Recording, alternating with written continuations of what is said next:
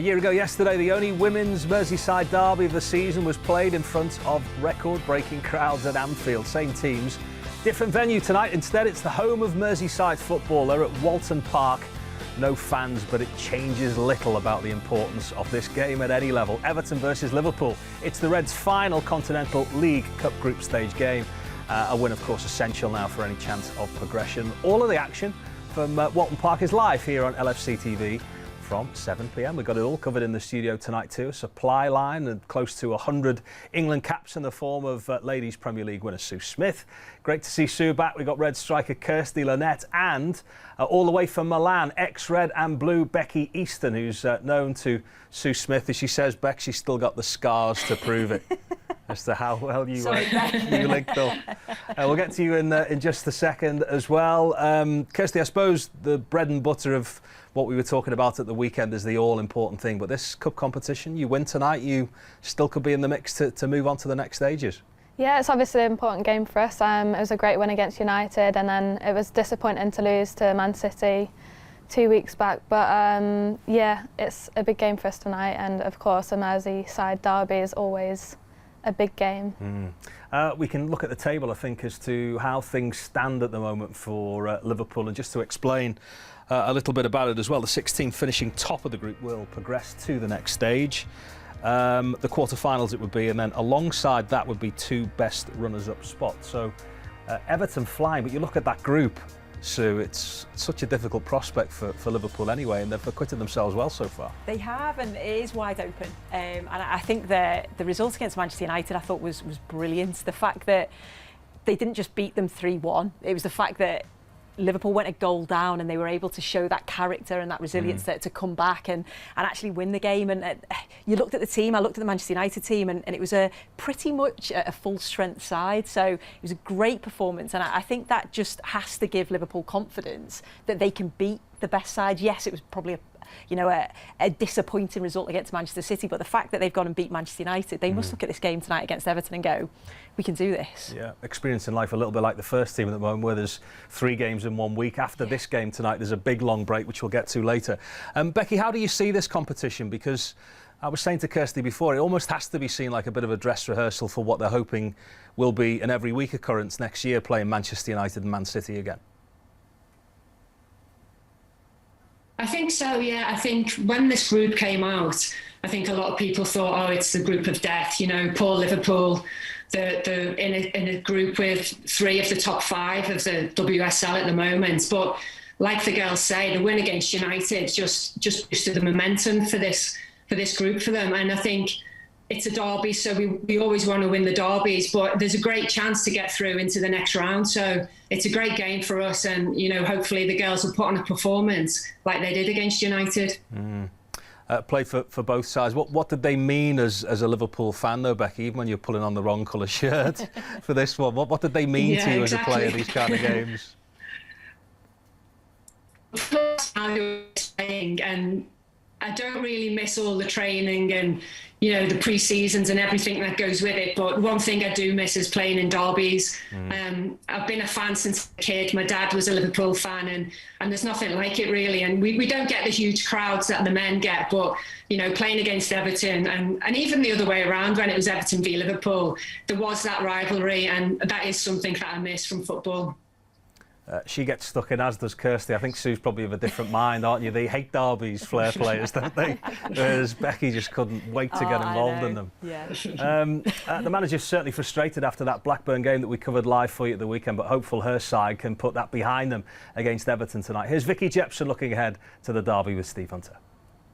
Obviously frustrated with the Blackburn result, dropping points when we've had so many clear-cut chances. We know in the league it's difficult because we're up against 11 players behind the ball every time we turn up to play, and everybody raises their game an extra 10% when they're playing Liverpool. We know that it's a bit of a dogfight, but what we did do is play through them and around them and create opportunities in front of goal, which we should have finished. And credit to Alex Brooks on the day for making some incredible saves, but it's not good enough from our standards. But we have got the derby to look forward to now, and a chance to raise our standards and hopefully put things right from the game against Blackburn.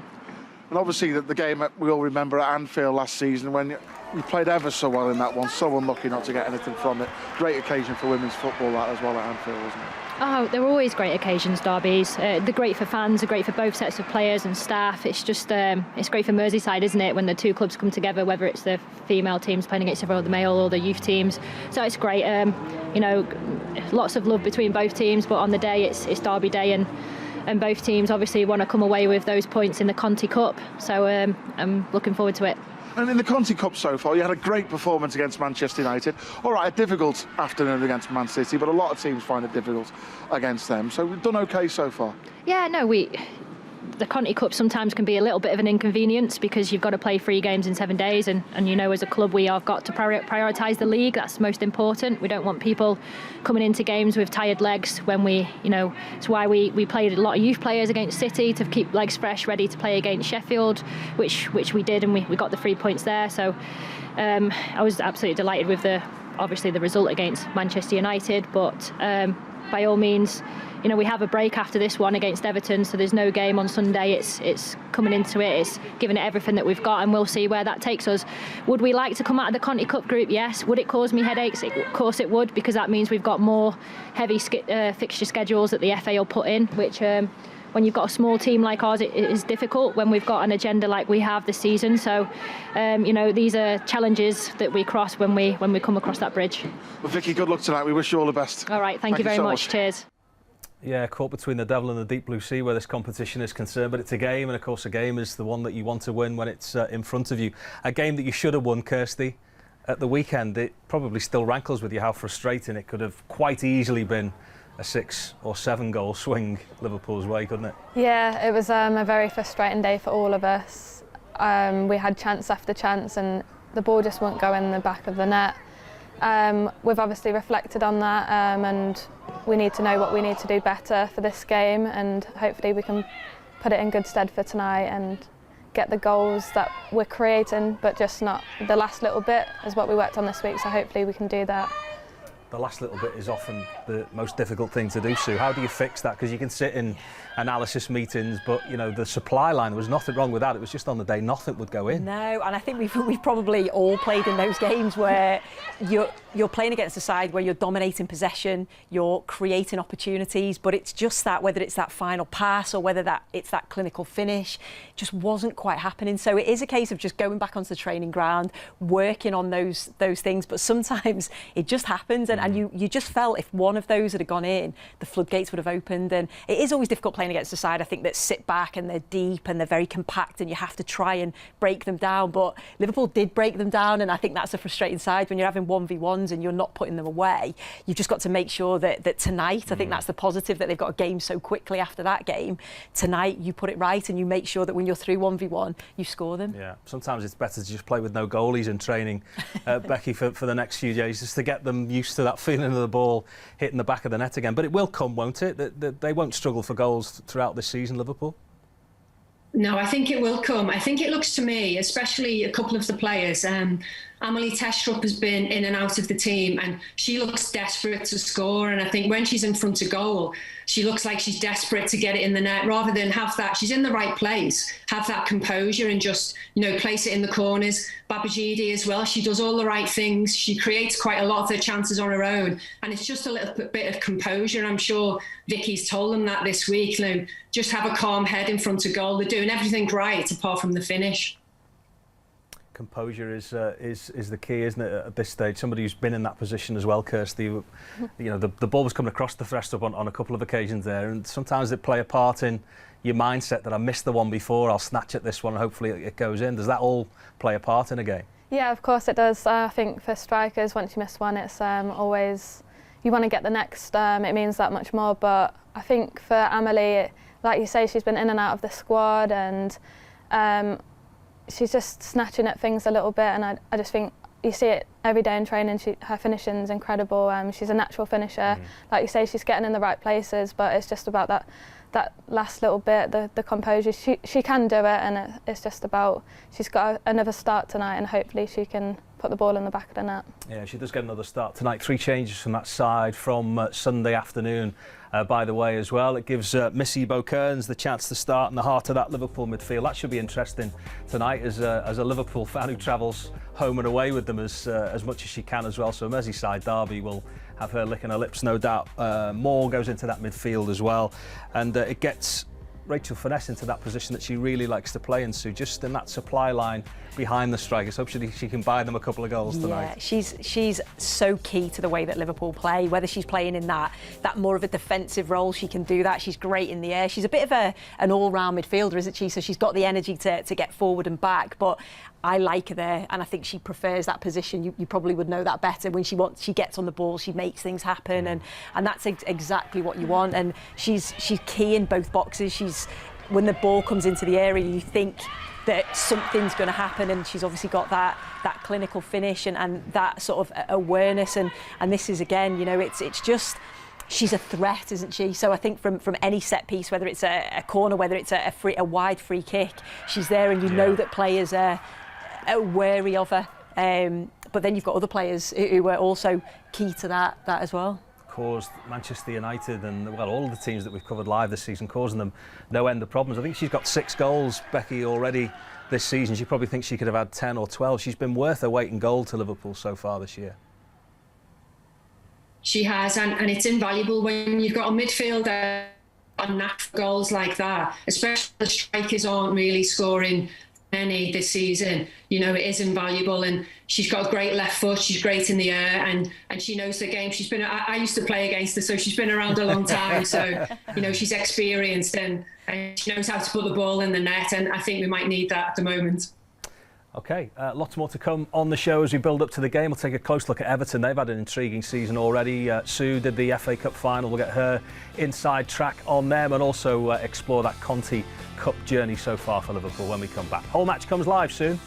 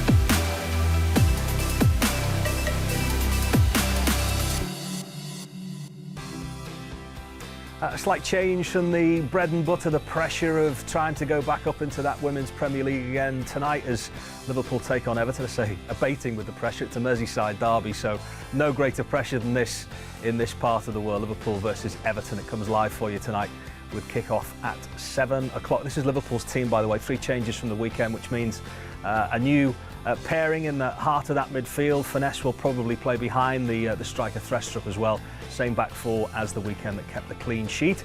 And, a goalkeeper that we've seen quite a lot of in this competition so far in the Conti Cup, and she's always acquitted herself really well. Riley Foster made some really key saves. It's been a really useful competition though. With albeit a really small squad, you've come up against the teams that you want to be taking on next season, and that result against Manchester United gave you a real lift, didn't it? Yeah, definitely. Obviously, every player wants to be playing against the best teams in the country, and Man United are doing just that.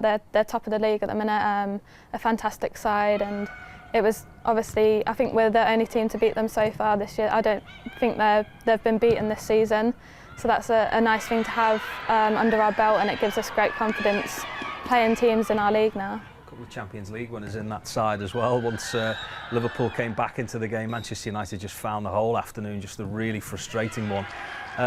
This was a really big win, Sue, and I know they went on to have a bit of frustration in the league after this, but you know, acquitted themselves really well against Manchester City. Yeah, against a very good side, you know, in Manchester United that have, like you say, they've got World Cup winners, they've got Champions League winners, they're unbeaten in the league, and the fact that I think Casey Stoney was saying that she wanted her team to challenge the top three at the moment, the top of the league, and you know, they're beating the likes of Chelsea, they're drawing with Manchester City. So I think the result that Liverpool got against them was absolutely fantastic, and would definitely give them confidence going into the rest of the season and next season. Yeah, hopefully next Hopefully, season. Yeah. Vicky spoke about the set plays as well.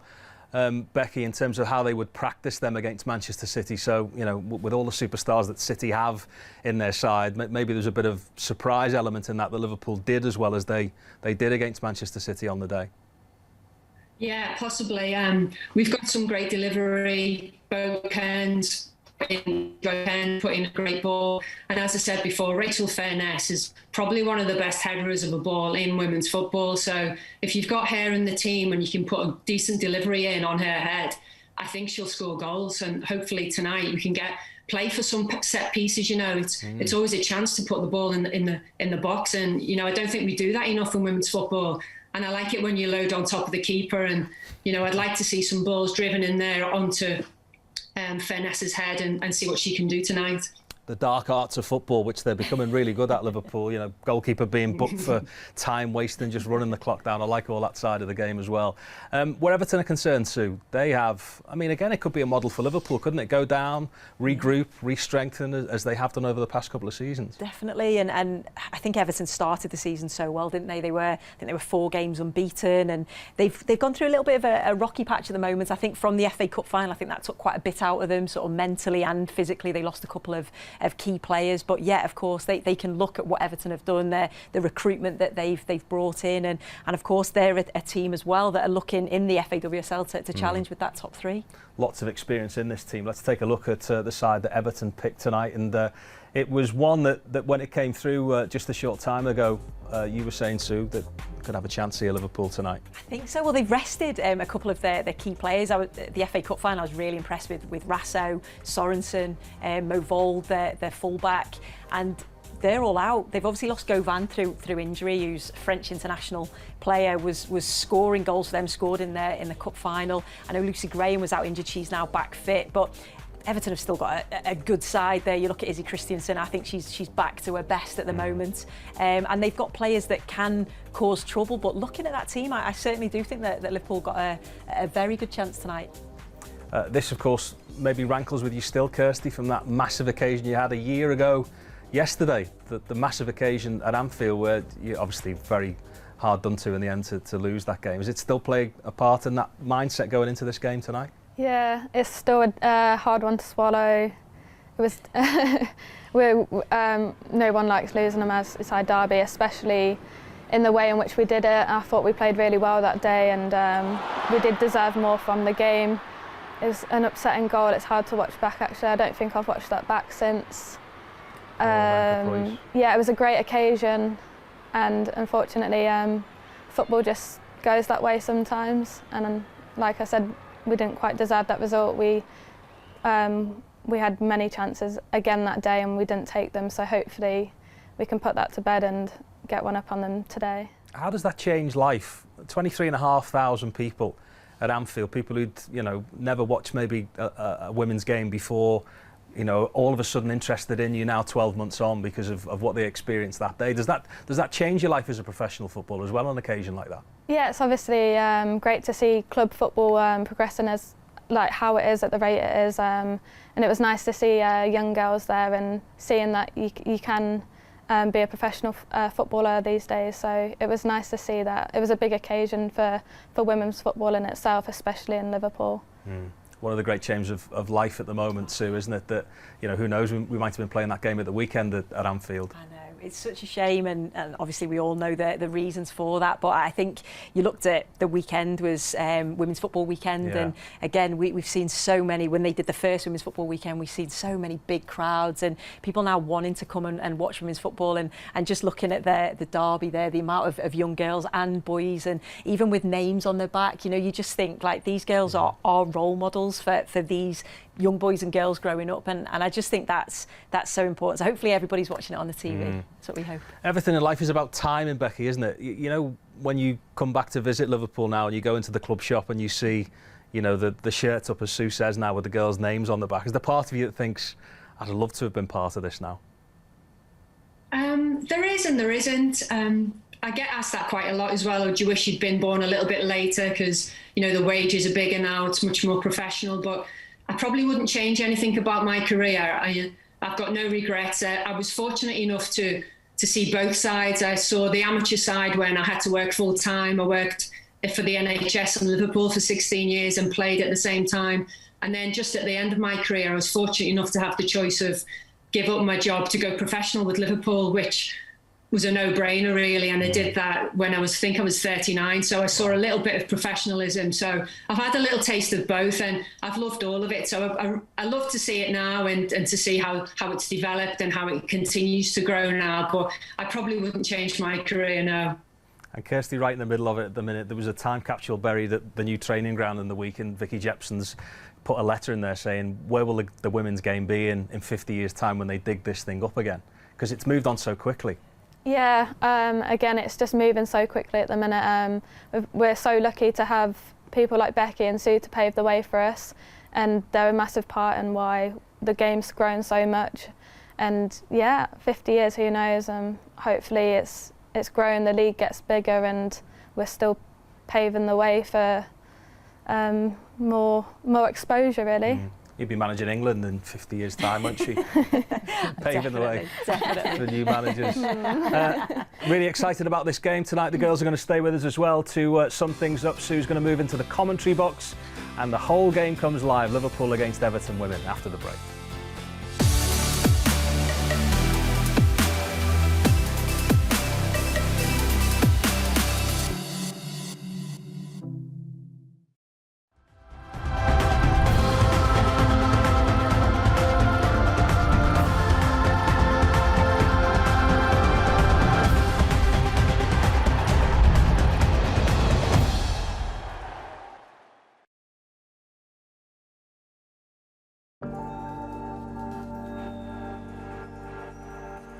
It's about where your dad went, it's about where your grandfather went. It's about a build-up over the years of stories, of sounds, of smells, of memories, which you just simply can't replace anywhere else. That was our manager, and everybody loves him. A lot of time in my life I thought back to this moment. How can a club like Liverpool never have won the cup? You realise just what it meant to people. Nothing is impossible. Things change in football, in life like this. I went through all this and I know what some families going through, so give them a chance. Every time I played at Anfield, wherever I was with the ball, it was like deja vu. Things that flashed through your mind in half a second. Shagley was convinced the reason we lost the cup final in '71 was because of the shirts. They said it was like sacks on our back. I was a posh jock. You were? Yeah, Oh, being from Edinburgh. I went out for dinner with Kenny that night and I said to him, I said, look, this is the worst Liverpool side I've ever played in my life. This team's going to win nothing. And that's why I, of course, became a pundit. Liverpool felt very much like the centre of the known universe. And of course, in the midst of all this, you have Bill Shankly, who fed off it, the Liverpool kind of arrogance, if you like. What that fan park gave us, walking down to that ground, there was a belief in absolutely everyone. I just wish I was 25 again to have another 10 years, but life doesn't work like that, does it?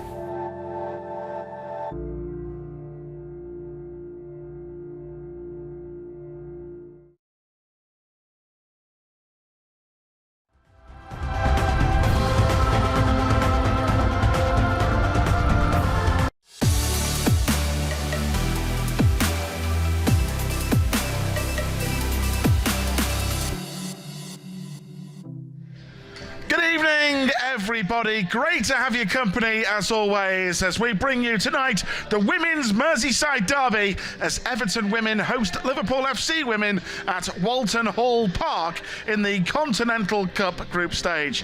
For Vicky Jepson's side, well, the story so far in the cup competition, a brilliant win over Manchester United, a loss to a very strong Manchester City side, both at Prenton Park. Everton have only played one game so far. They lost to Manchester City in their opening one. The Blues still have 2 games left in the group stage, so it's all to play for tonight as far as Liverpool are concerned. Manchester City are leading the way at the top of the group, but basically the 6 teams who finish top of their group will progress to the quarter-finals alongside the 2 best runners-up. So there is all to play for, but the one thing we do know as far as Vicky Jepson's Liverpool FC women's side is concerned is that they basically must win this one tonight here for Liverpool. So let's begin then with a closer check at tonight's 2 lineups, and we'll start with Liverpool FC women. And Vicky Jepson makes 3 changes from Sunday's draw at Blackburn Rovers. The Liverpool fan Riley Foster, the Canadian, again starts in goal. She started in the previous 2 Continental Cup games. The New Zealand international Michaela Moore comes into midfield, and what a night for young Scouser Missy Bow-Kearns. Very talented player, only 19, a proud Scouser. She'll love this one. She's a big Liverpool fan. She gets a start. She's been banging on the door for some time actually, and with Jade Bailey injured, it's a great opportunity for Missy Bow-Kearns. No Razza Roberts in the side tonight. Rachel Finesse will play further forward as well for Liverpool, and on the bench, fantastic to see her away from the commentary box because it means she's back on the field again. Amy Rogers, who's done a great job, been great to have Amy with us. Fantastic to see young Amy on the bench and kicking her heels to try and come on at some stage in this game tonight. As for Everton women's side, well, manager Willie Kirk makes 6 changes from Saturday's 1-1 draw against Reading here. A few youngsters getting their opportunity, the likes of Grace Clinton and Molly Pike. The Spain Youth International summer signing from Athletic Bilbao, Damaris Egarola, gets a start. To look out for the ex-Manchester City player Izzy Christensen. But of course Willie Kirk is without 2 big stars. Both French internationals, Valérie Gauvin and Maïva Clément, are all injured. No Simone McGill either for Everton tonight. Well, a half moon is in store here at Walton Hall Park. I can tell you it's very windy out there as well, so conditions could be quite tricky, of course, but it's just so good, isn't it, to have a Merseyside derby in the women's game once again. I know how much Vicky Jepson and the girls are really looking forward to this one tonight. In the previous 2 games, of course, especially the City game with a big league game against Sheffield United, Vicky Jepson made 1 or 2 changes and give some youngsters a go in that second half. But Liverpool don't play again until Sunday, December the 6th in the FA Women's Championship. There's quite a big break because, of course, there's women's internationals, and our very own Rinsola Babajide, delighted to have been called up for England once again. Rinsola Babajide will certainly be relishing this one here tonight. So just waiting for the 2 sides to come out here at Walton Hall Park. But I'm delighted in the commentary box to be joined alongside tonight by a Merseyside legend. It is, of course, the one, the only Sue Smith. Oh, thanks, Steve. That's a very nice welcome. It's great to be back, and I obviously can't wait to watch the Merseyside Derby. They're just the best, aren't they? Whether it's men's football, whether it's women's football, it's just a great occasion on Merseyside. And from a Liverpool perspective, you know, Vicky Jepson was saying it's a welcome distraction in a way. You know, Vicky says, you know, if they were still playing now, they probably wouldn't have scored. It was one of those games against Blackburn Rovers as Niamh Fahey leads out the Reds here at Walton Hall Park, and I don't think they were meant to knock the ball off the podium there. So the team spirit already, you can see the girls enjoying that and sharing a laugh together. We'll blame the wind for that, I think it's fair to suggest here. But, you know, what a night for youngster Missy Bow-Kearns. Liverpool fan, she's a young Scouser. She'll be relishing this one. She'll absolutely be relishing it, Steve. It's one of those that not only are you a Liverpool fan, you're playing in a Merseyside derby, but this is a massive occasion for her because, like you mentioned in your preview, she has been knocking on the door every time that I've watched her play. She's technically very gifted, so it's a real opportunity and a real chance for her to show just how good she is against the very good Everton side. And it is all to play for here tonight, isn't it, in the Continental Cup? You know, Willie Kirk was saying, all right, we're without a few regulars here tonight, but he said, Everton, we need to win this game from an Everton perspective.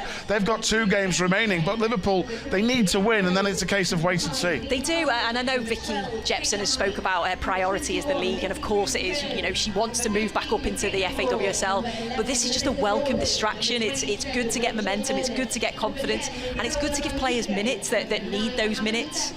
And from Everton's perspective, of course, they already reached Wembley this season in the delayed Women's FA Cup final. You covered that one, then they played extremely well against Manchester City. They did. They took them all away to extra time, and they had a great start to the season. They've maybe just faltered a little bit, but I still think they're a good side. They've recruited very well. I think Willie Kirk's got them into very much a team. They're very together. There's no real individuals, and yeah, it's going to be a tough night for Liverpool to try and break that Everton defence, because I think defensively and goalkeeper very, very solid. Even though they've rotated the goalkeeper, still a good keeper that's come in.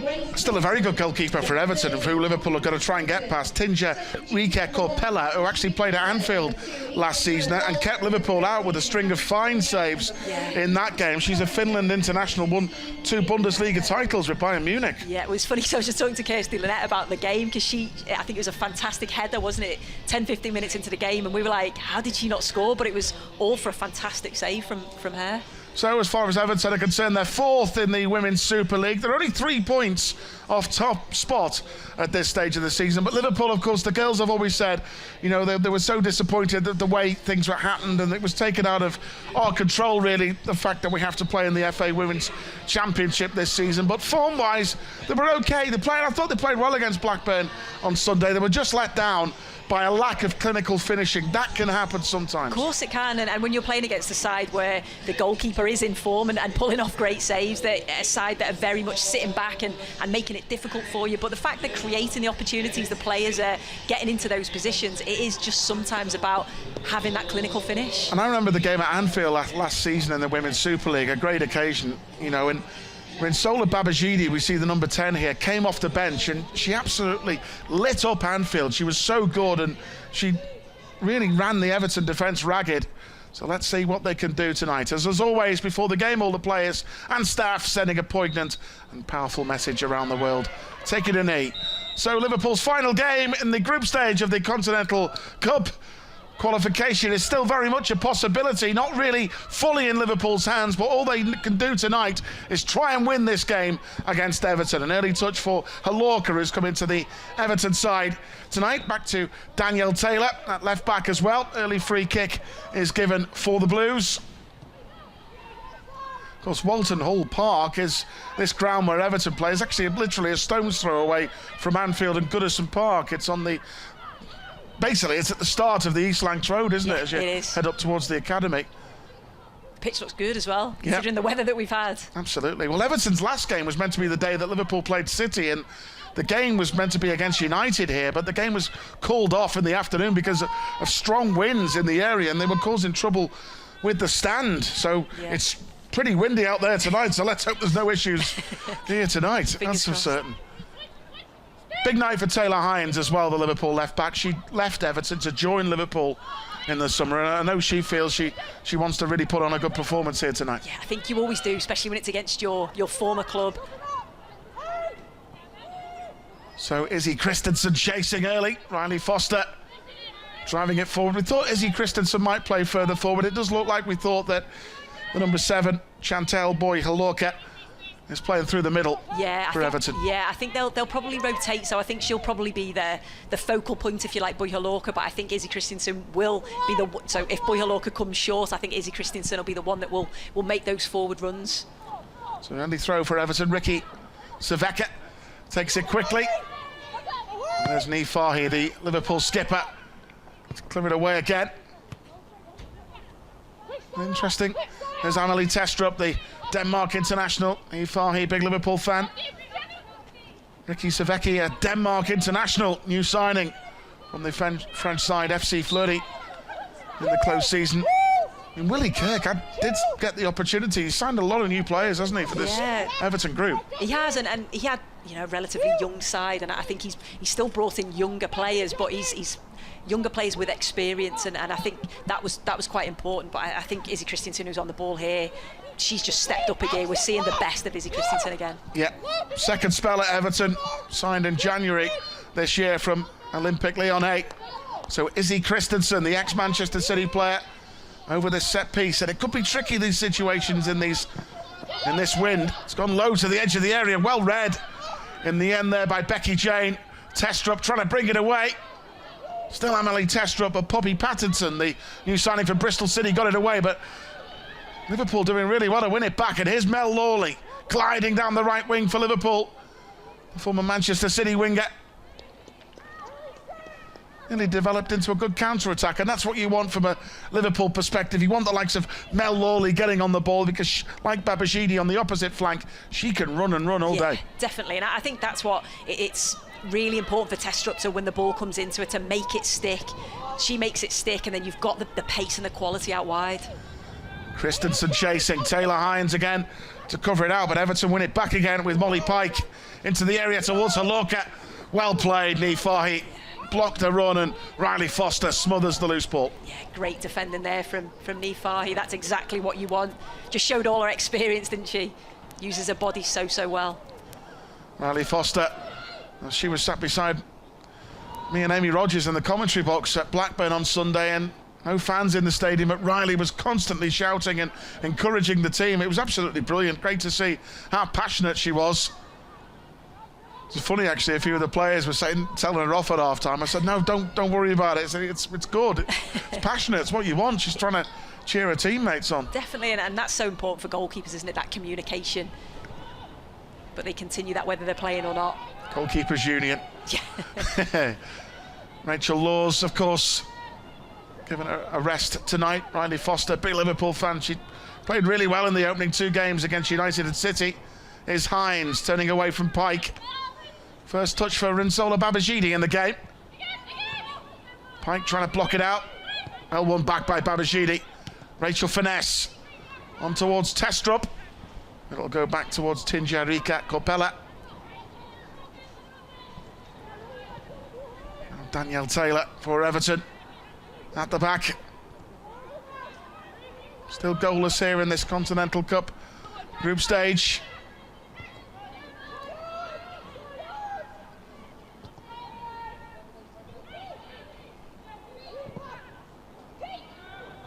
Dangerous one over the top for Halorka, trying to get on the end of it. Got away from Nifahi, and an open goal for Christensen. And Everton will score. And in the end, a bit of an easy goal for the Blues. Mix up at the back from Liverpool. And Izzy Christensen capitalises to give Everton an early lead here at Walton Hall Park. It was that ball over the top which caught out Liverpool, really. And Halorka was in. Nifahi thought she got there, but Halorka, it was bearing down. Look at her trying to get away here from Leanne Robe. Fahy comes across, can't quite win it. Halorka does really well, and Christensen with a tap-in. Yeah, Liverpool won't be happy with the defending there. It was just a long ball, like you say, that caught them out. Nifahi couldn't quite clear it, and it was just a tap-in for Izzy Christensen in the end.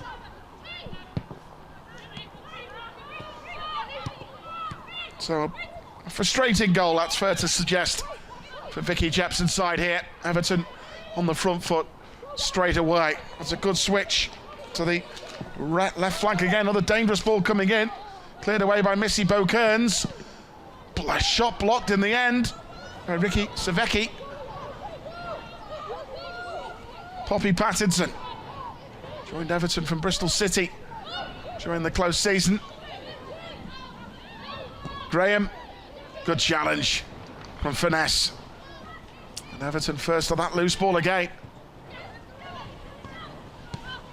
Pike, Savecki. Christensen involved at the heart of everything for Everton so far. Here she is again. But this time Nifahi steps in. Down the line by Babajide, up towards Testrup. Just going to get the heads up again, the Liverpool players. It's frustrating conceding an early goal and a goal like that in that manner, but pick themselves up, get on with it. Yeah, they have to, because I was just going to say before that, their shape looked really good. You know, I thought from a forwards perspective, they got themselves back into a shape, that midfielders were then reacting to that, same with the defenders. And yeah, just a long ball, when you get caught like that, it can knock you, because you've got your game plan and suddenly you've got to change your game plan. Forward by Riley Foster towards Testrup again. Megan Finnegan picking up the pieces. Now Savecki. Towards Finnegan again.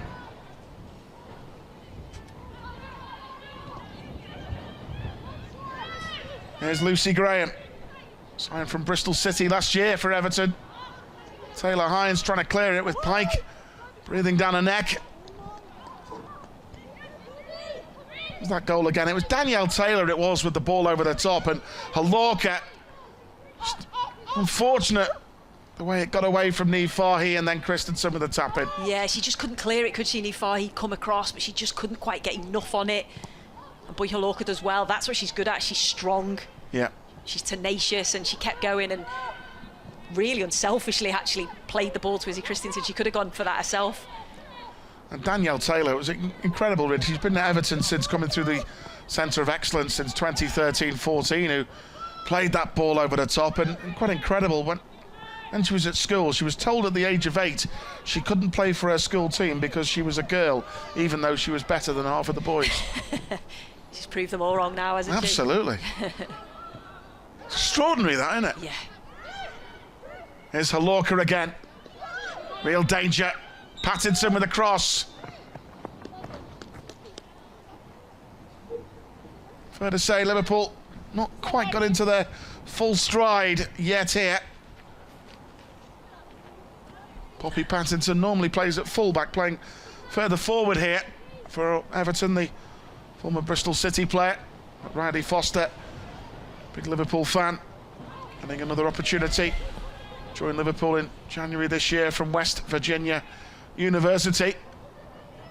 And it was a tough time actually coming over from Canada to the UK, especially after the pandemic hit, but she's a very positive person. She's only 22, but she's a real good prospect. Yeah, definitely. And it's about adapting as well, isn't it? You've got to not just adapt to your football, but it's also your surroundings, and that can take time. But like you say, positive character, and that's exactly what you want in and around the dressing room. Izzy Christensen, the goal scorer for Everton so far, towards Savecki. Finnegan. Finnegan again. Challenge in the end from Testrup, couldn't quite win it. Forward by Taylor, that ball down the line, and Leanne Robe worried that Halorka was driving forward. It was pity that no fans allowed in the stadium at present due to the current circumstances, but I know all you Liverpool fans are all at home anyway, singing your hearts out. Vicky and the players say even though you're not here, they know you're there with them in spirit. Every step they take on this football field. Long way to go despite Everton getting the early goal here at Walton Hall Park. Bit of an unfortunate foul, that in many ways, but Christensen has taken it quickly. Dangerous this. Savecki, well read, cutting across from Taylor Hines. I'm not even sure if it was a foul, to be honest, Stephen. No, I don't think it was, no. But Izzy Christensen's experienced. Yeah. And she did well for her team there, to be fair to her. Savecki with a dangerous looking ball in.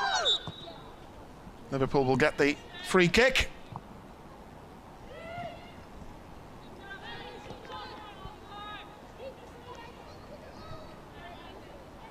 Well, Liverpool have had some good days against Everton in the past. Becky Easton, who amongst our guests, great to see Becky tonight. I remember Natasha Dowie scoring a winner down at Widnes against Everton. She loves scoring goals against the Blues. Of course, her former team as well. Yeah. A kick forward by Riley Foster, but Everton first on that loose ball again.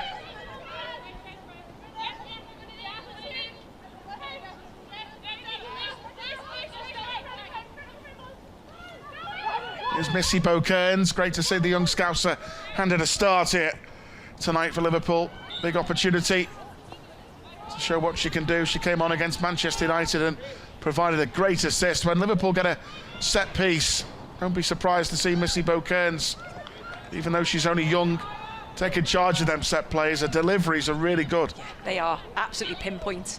And I think when you've got people like Finesse that can get on the ball and win the headers.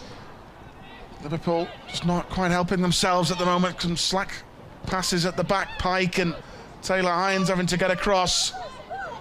There's Missy Bo-Kearns again. Hines. Finesse. Testrup. Here's Missy Bo-Kearns taking charge. Trying to get Mel Lawley away. That's not the worst ball in the world. But Danielle Taylor was there to cover. At the back, Danielle Turner for Everton. Good player. Yeah, she is. Very good player. Again, she was another player that in the FA Cup final really shone.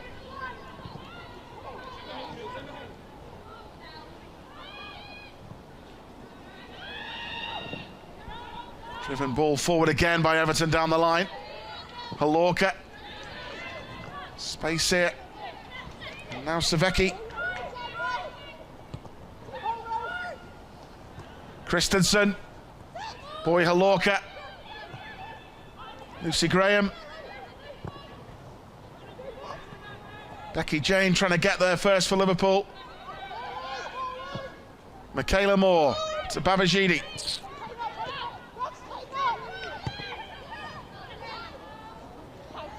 They just look a little bit nervy, don't they, in their passing. They're winning the ball back and then they're just giving it straight back to Everton. And yes, you can praise Everton and maybe how they're pressing and how they're stopping Liverpool from playing, but just feel they need to be a little bit better in possession.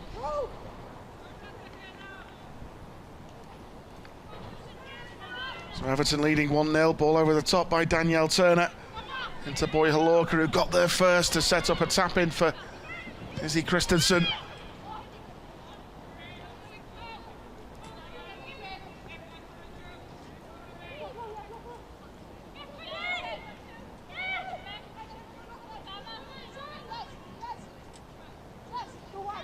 As Vicky Jepson has said, the main priority for Liverpool FC women this season is getting promotion straight back to the WSL, and with only one team going up from the FA Women's Championship, it's so competitive up there. Testrup is on the chase. And Savecki back towards Rika Capella. There's Damaris Agarola, the Spain youth international, actually born in Orlando in the United States. Damaris Agarola, holding midfield player for Everton, new signing, moved to Spain with a family at the age of 7 and joined Everton after a contract with Athletic Bilbao came to an end.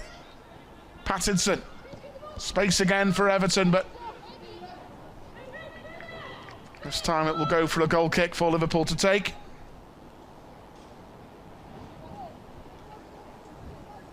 I remember a couple of years ago at Prenton Park was Liverpool's last victory over Everton in the women's level. Liverpool winning 3-1. Remember the Scot Christy Murray getting a hat-trick of assists with Niamh Charles, Courtney Sweetman-Kirk and Amy Rogers, who said great to see Amy back on the bench tonight after a spell in the commentary box. She scored that day. Here's Leanne Robe for Liverpool. Kept in play there by Turner. Testrup trying to get it back for Liverpool. That's a great tackle back there from Missy Bo-Kearns. Oh, she's been penalised. I thought it was a great challenge. Looked like she'd anticipated where the ball was going really well and just got her foot in. In many ways, it was like a typical Merseyside Derby challenge, that wasn't it? But unfortunate there, Missy Bo-Kearns. I say unfortunate because Liverpool might have been in a good position there. Definitely, and that's what Liverpool need to do. They can win the ball high up the field like that. They've got players that will create and will make things happen. Spoke of Mel Lawley, Babajide. We've not seen enough of Babajide in a forward position. That's where you want to see her, those runs in behind. Good interception there by the New Zealand international Michaela Moore. And Michaela Moore being fouled there by Damaris Agarola, right in front of Willie Kirk, the Everton manager, of course, who left his job as assistant to Casey Stoney with Manchester United to take over the Everton reins. He replaced Andy Spence in charge of the Blues back in December 2018. You have to say he's doing a really good job. Yeah. Might fall for Babajide here, perhaps. Almost. Brave header there by Niamh Farhi. High boot by Chantel Boy Alorca will give Liverpool the free kick opportunity.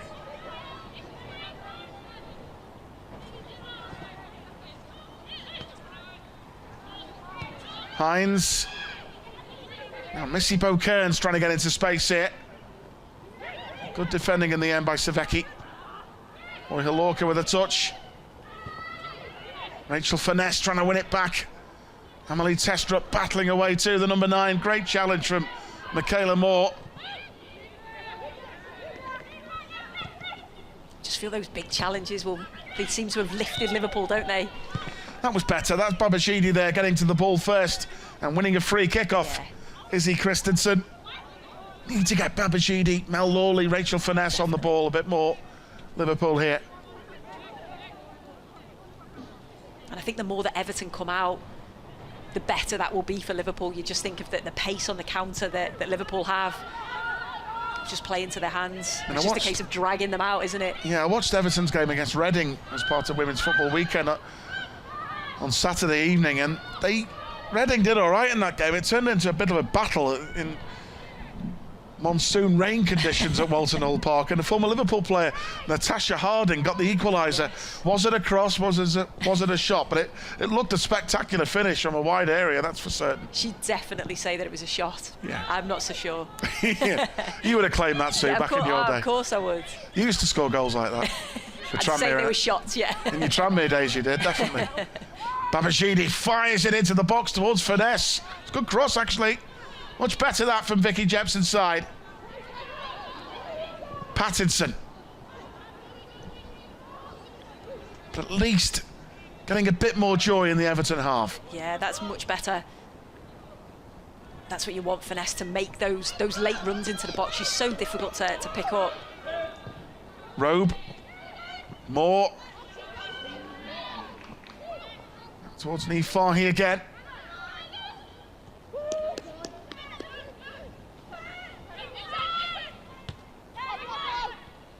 Pike. Damaris Egarola, Liverpool winning it back. Babashidi. Now space for the Northern Ireland international, Rachel Finesse. Hines. Missy Bo-Kearns. Showing a passing range, look at that. Becky Jane, forward from right back. You get Missy Bo-Kearns on the ball, she's capable of producing really good passes. She's got good vision. Chantel Boy-Halorka. What a fine pass that is towards Pike on the stretch. Everton get the corner. Yeah, good defending in the end. Taylor Hines there getting back. What's that opportunity there? And Sola Babashidi, first time we've seen her get a ball into that box towards Rachel Finesse, but defended well in the end by Megan Finnegan. And a set piece for the Blues here. Pike with the delivery. Forward by Christensen. Half cleared by Michaela Moore. Christensen. Graham with the shot. Savecki. And eventually cleared by Liverpool. Yeah, Michaela Moore made amends there, didn't she? She went to pass the ball back into the area instead of just clearing it, but then actually made a really good sliding block on Lucy Graham's shot.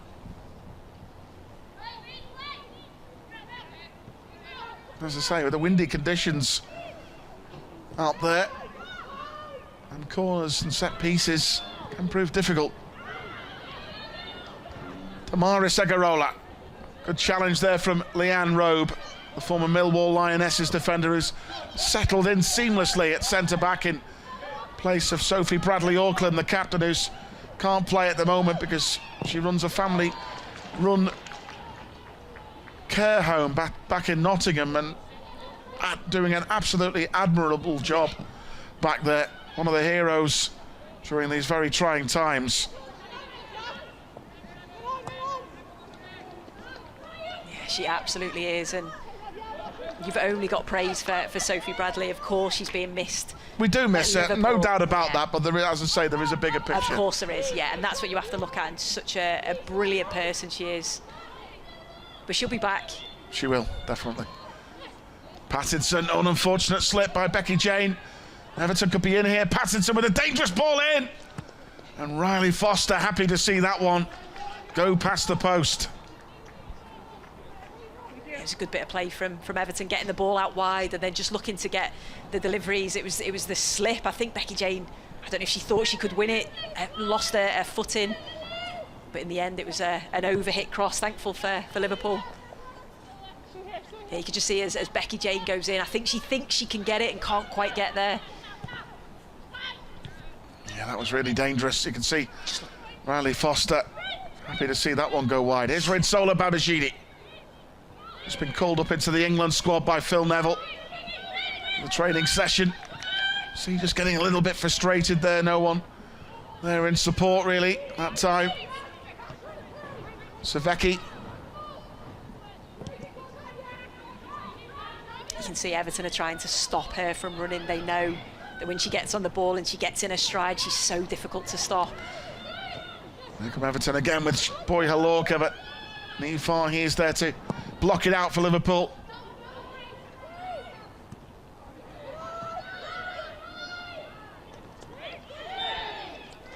And Michaela Moore, who joined Liverpool this summer from the German side, Disberg, experienced New Zealand international. Been playing most of her football in midfield so far for Liverpool. I think it was an offside in the end there, and Liverpool have got the free kick decision. I think they'd be grateful about that. Yeah. I think Michaela thought she was getting penalised there for the challenge. Yeah, I think she was going to say something and then realise that actually it's Liverpool's free kick. Kick forward by Riley Foster. Rachel Finesse couldn't quite get there. Battling away. Brought down in the end by Ricky Savecki. And Liverpool will get the free kick. Now there's an opportunity here. First time, maybe, we get to see Missy Bo-Kearns. Can she provide a good delivery here from the set piece? Might be Liverpool's best way to finding an equaliser here tonight. Yeah, definitely. We've spoke about the quality of the delivery.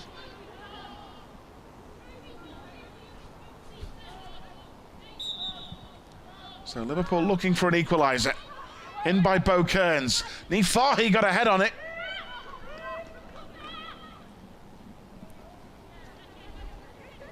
So difficult to generate any sort of power from that, wasn't it? Because it was a bit of a floated one in. Nifahi does well to win their first header, but yeah, it's always a difficult one. Oh, Everton's turn to make a mistake. Babajide. Lovely bit of play. And had his ankles taken. Rinsola Babajide.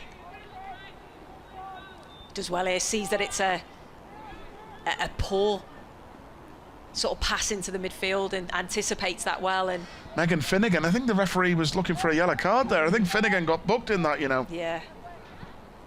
I think Finnegan knew that Babajide was away. So another set piece again here for Liverpool. And again, Missy Bo-Kearns, who last season had a loan at Blackburn Rovers in the FA Women's Championship, just to try and get some more experience. She's been a regular member of the squad here this season. Proud Scouser getting a start in the Merseyside Derby here tonight. It's a fair way out, but we'll see. Missy Bo-Kearns. In the end, she did go for goal, but couldn't keep the effort down. Confidence to have a go. She's certainly confident in her own ability to be able to... She did actually score a brilliant free kick away at Blackburn, ironically, before she went there on loan in the Conti Cup last season. In a 6-0 win, she came on and then curled a 22-yarder into the bottom corner. Nice.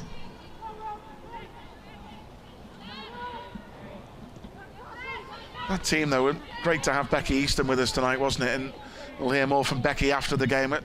Fantastic player for Liverpool Football Club, Becky Easton. Her and Natasha Dowie, absolutely magnificent team, that under Matt Beard. But danger here as Pike leaning back. Good take by Riley Foster. And Liverpool, a goal down, but it's a little bit loose that time. But that team, though, say Becky, the goals of the goal machine, Natasha Dowie up front, you know, he had Farrah Williams, Gemma Bonner. Brilliant. Great team, that. Yeah. Amanda Da Costa, great player. Whitney Engen at the back, alongside Bonner. That was a great team, that. It was defensively solid, but you always knew there was a goal threat in Tash Dowie. And Katrin Omazdottir, big Icelandic player in the middle of the park, was superb. Some good players in that team. And great joy under Matt Beard and title successes, and Becky Easton more than played a part in that. Still one of my favourite all-time Liverpool FC women's songs, the Becky Easton one, to the tune of Ferry Across the Mersey. When we need her, she'll be there. Brilliant, isn't it? Becky Easton. It rhymes, doesn't it? It's fantastic. We'll get her to sing it at half-time.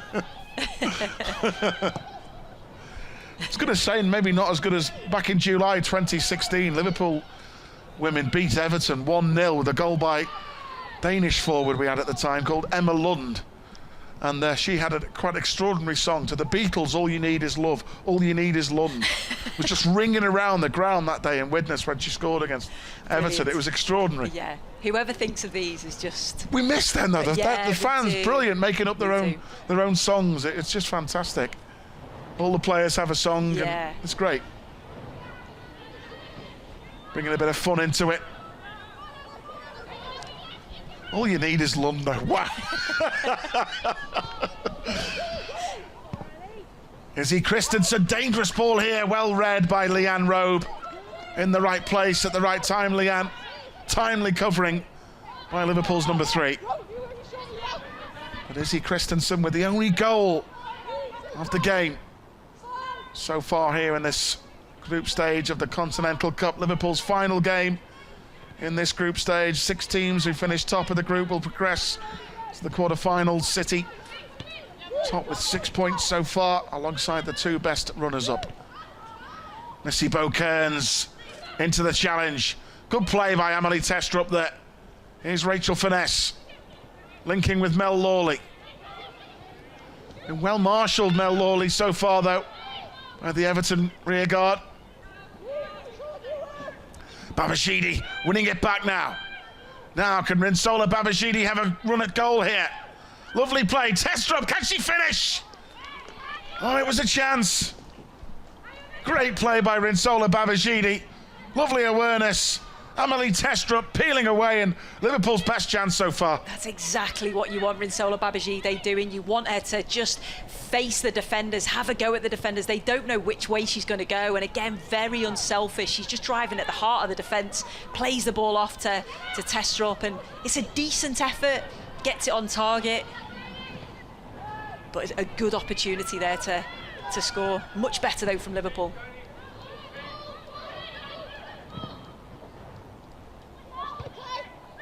Taylor Hines with the header. Babashidi again. Always capable of providing Liverpool with a bright spark. Rinsola Babashidi. There's Finesse, top scorer with 6 goals this season. Great play by Rachel Finesse. Well, she's annoyed with herself, but you can't blame her for having a go there. It was a fantastic bit of play, this. No, you can't, and she's certainly capable. I think this is the chance from a little bit earlier, but brilliant Testrup, brilliant from Babashide. She does everything right. Like you say, the defenders don't know what to do. Do we go tight to her? If we do, she'll take us on. But at least Vicky Jepson's side beginning to get some moments of real threat. Definitely, and even there with Rachel Finesse, where she wins the ball back, nice little bit of skill, and why not have a go from there? We know she's certainly got the capability of scoring long-range efforts. So still Everton lead at 1-0 here. But Testrup with a chance there for Liverpool. The Danish international brought in from Roma in the summer. Finesse trying to link with Testrup. Good tackle back by Finesse, and now Testrup to Lawley. Chance to run at Turner. Mel Lawley here. And Clinton. And Grace Clinton doubling up. But Liverpool still on the ascendancy here. Becky Jane into Rachel Finesse. In by Michaela Moore.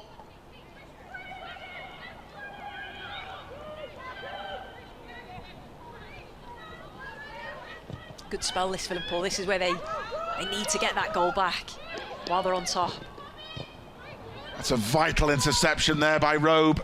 As Nifar here gone forward, and If Rowe had missed that, Izzy Christensen would have been one-on-one there with Riley Foster. I think that's what Boya Lorca's doing. She's dropping into midfield, and Nifahi's got to go with her. But that then leaves a gap. But great reading of the game by Leanne Rowe.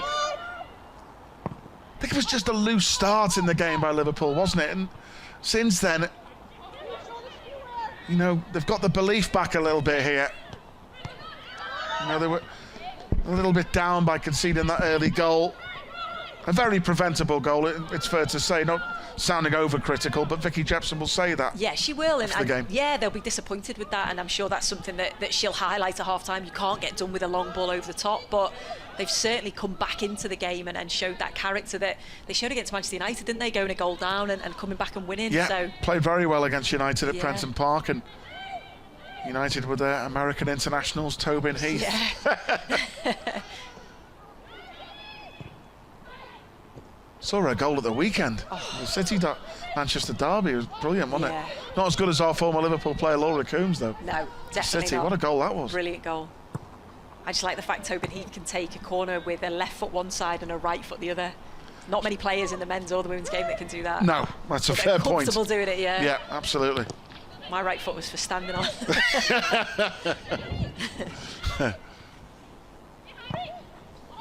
Forward by Nifahi again. When danger here, the flag stays down, a real chance for Everton, and it's missed in the end. Big opportunity, but not taken, and a real chance for the Blues there. It was Lucy Graham with the ball through, and it's Grace Clinton who's come through Everton's ranks. Real opportunity for 2-0. Yeah, she has to score there. She'll be so disappointed with herself. Lucy Graham, brilliant ball, great vision. Nifahi again just got sucked out into midfield and left that little bit of space for her to come into. So it's certainly a let-off, I think, for Liverpool here. You see what she's doing? She's trying to go to that far corner, but just doesn't quite get it right. Could be a potential big moment in the game, that. If it goes to 2-0, but it's still 1-0. Gilt-edged opportunity. Can Liverpool take advantage with Rachel Finesse? But Damaris Agarola, holding midfield player for Everton, was strong there. Megan Finnegan.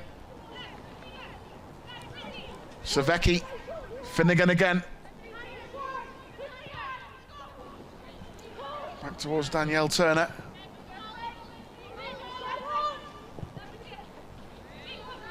It's about 10 minutes to half-time. Pike. Boya Lorca. Well won back by Missy Bo-Kearns. Even the ref got a touch. Sure she didn't mean it.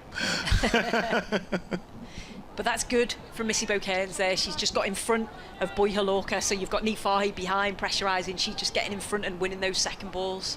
I was going to ask you again, Sue, obviously about the success of the FA Women's Football weekend last weekend again. It was great. There were some great games in store. You know, as I say, the Liverpool game was really good, really enjoyable. We played some good football in that game, just couldn't score. But there were some great goals and great action from around the leagues. Yeah, which is so good, and you know, we keep mentioning it, but it's just such a shame that we couldn't have fans in the stadiums to go and watch the teams. But I'm sure there were people watching games that have maybe never watched women's football before, and hopefully they'll continue to watch it after enjoying some of the good football. Now Liverpool, can they profit from that Everton miss there? Great chance to go 2 up, and Missy Bo-Kearns again taking charge of another set piece. Dangerous ball drifted in there, and Everton didn't know where that was landing. Liverpool get a corner out of it, and will Missy Bo-Kearns take this one? Yes, she will. She's only 19, but she just loves to take these set pieces. Yeah, Vicky Jepson saying, you know, I trust her. She wants to, all the time in training, she wants to get on every free kick, every corner, and it's good. It is good, it is. Well, Missy Bo-Kearns actually went to the same school as Curtis Jones, Liverpool's very own. Of course, Curtis got a goal to remember against Everton. Can Missy Bo do that tonight? Here's Mel Lawley. Back to Missy Bo-Kearns again. Lawley. Trying to get around a former Manchester City teammate, Izzy Christensen.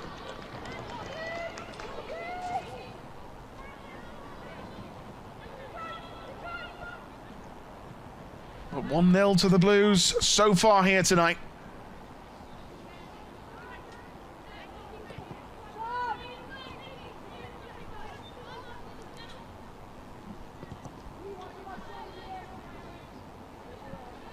Turner.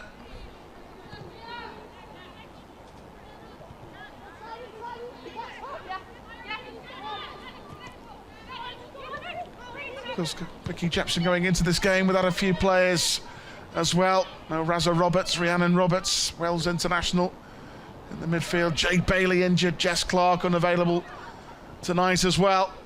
Kirsty Lynette sadly injured in our studio rather than on the field. We wish Kirsty all the best, and Jade, and hope they're back on the field soon. But here's a chance for Michaela Moore. Might fall for Testrup here. Can she turn? Finesse, driving one in. Unlucky. Bo Kearns to Taylor Hines. Now Rinsola Babashidi. Lovely turn. Oh, great feet. Still Babashidi. Good ball in. Finesse on the turn. Rachel Finesse. Close. Really close. You can see her frustration, 2 opportunities. Lovely feet here from Rinsola. Sees where Rachel Finesse is on the edge of the area, and again you can see what she's trying to do. Gets her head up and just tries to curl it with her left foot into that corner. Just can't quite get the whip on it, but... And just before we saw Michaela Moore, the holding midfield player, getting into the Everton penalty area. Definitely, and there's certainly positive signs. I think that's what Vicky Jepson will say at half-time, that yes, I'm disappointed with the goal we conceded, but we've certainly created opportunities to get ourselves back in the game. As I say so, it's probably fair to suggest, I think Liverpool made a sloppy start in this one, but they've grown into it since then. They have, and as well, it's probably a change in tempo. You know, playing in the Championship, playing against Blackburn, no disrespect to them, but Everton play at a quicker tempo, so it's getting used to that. So the early goal, scored by Izzy Christensen, separates the two teams so far. Here's Lucy Graham, the captain. Savecki, Christensen, back to Ricky Savecki again. Fahy trying to get goal side. That's good play there by Clinton. Great work by Babashidi, helping out at left back, trying to win it back for Liverpool.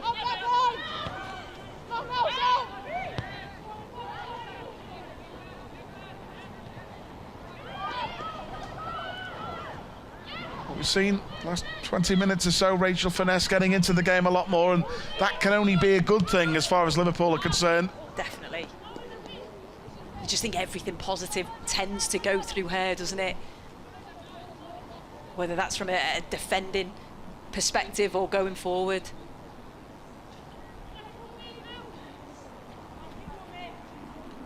So final 5 minutes of the half here then at Walton Hall Park in the Continental Cup. Everton leading Liverpool by a 1-0. Boy Halorka, there's Michaela Moore trying to block it out, couldn't complete the clearance though. Here's Savecki again. Dangerous ball in that actually. Christensen met it, but thankfully off target. That has to go down as a real opportunity, Sue. It was. I think the ball was spinning as the ball comes in. It looks like, so it's cleared it. I think it's actually, is it Robe that clears it? Yeah. And it just spins up to Izzy Christensen just as she's trying to hit it on the half volley, can't get over it. Again, thankfully for Liverpool, because that is another opportunity there. Big chance. Driving bit of play again in that midfield there. Missy Bo Kearns did really well to win that ball back. Finesse out across to Babashidi. She's still going, Rinsola Babashidi. All about persistence, this.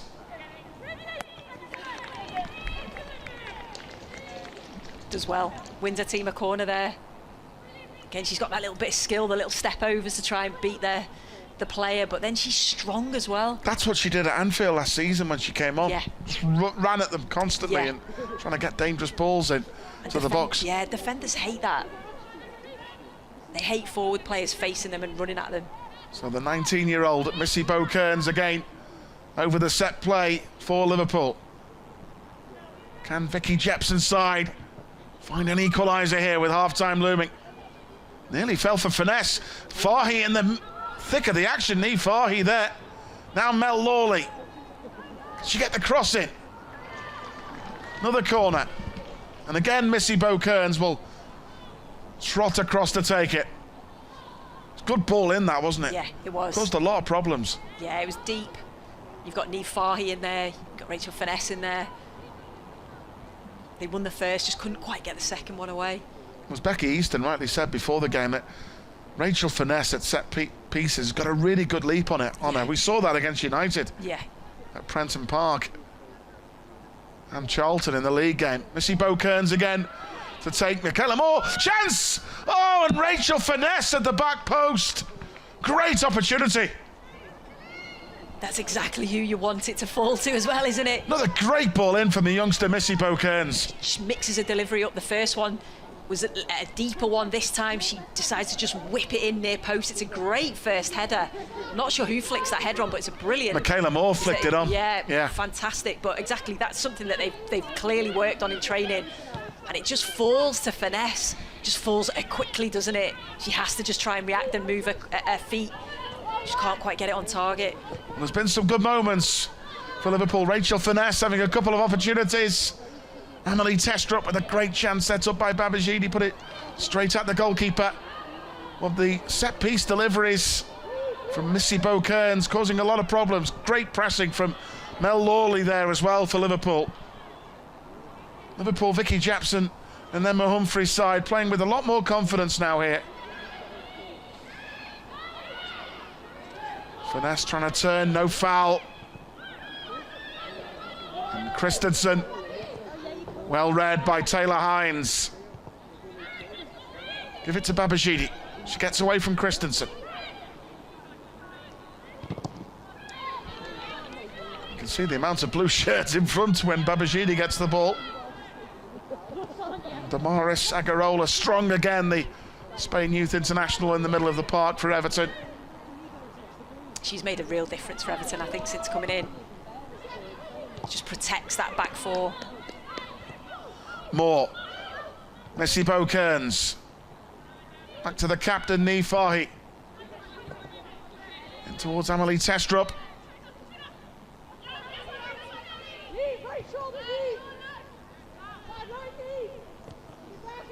So with half-time looming, Sue Smith, what have you made of it so far? I think what we said earlier, that Liverpool maybe had a bit of a sloppy start, but certainly grew into the game and made opportunities. So that is it. There's no stoppage time at the end of the first half. So an early goal for Everton. The former Manchester City player Izzy Christensen. Ball over the top by Danielle Turner. Wasn't dealt with by Liverpool defensively. It came to Chantel Boyhalorka. She squared it for Izzy Christensen. Simple tap in. Big let off then. Grace Clinton 1v1 missed it. Liverpool have had chances too. Babajide, great play. Set up Emily Testrup straight to the keeper. And Rachel Finesse just before half-time going close from a corner. Half-time though, it's Everton 1, Liverpool FC Women 0.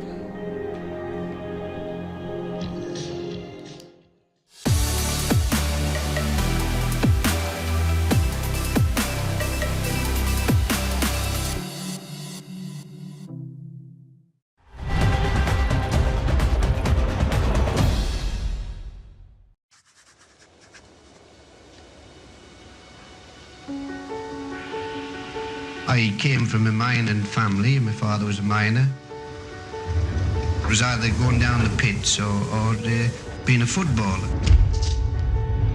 Sunderland had turned me down because I was too small, and then Sunderland came back again, but I'd promised to come down to Liverpool. I think certainly the army stood me in good stead.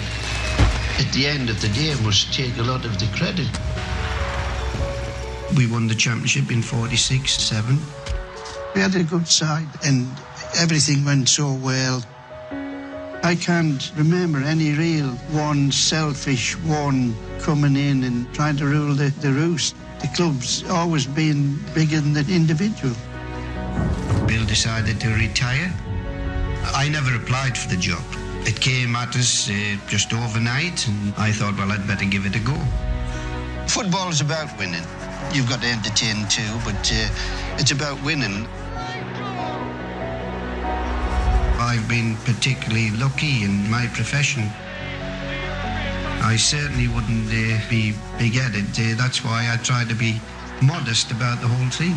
There's lots of people earned more than me at this game, but there's nobody enjoyed it as much. I've come to love the Liverpool people. Had I had to do it all over again, I'd do just the same. You'll never walk alone.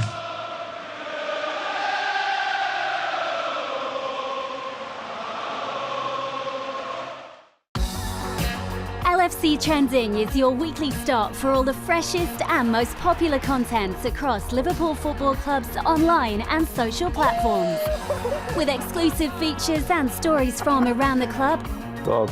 to action and reaction from the first team, women and academy sides. Trending is the only place for your Reds roundup over the past 7 days. That's LFC Trending, new episodes every Thursday night, only on LFC TV.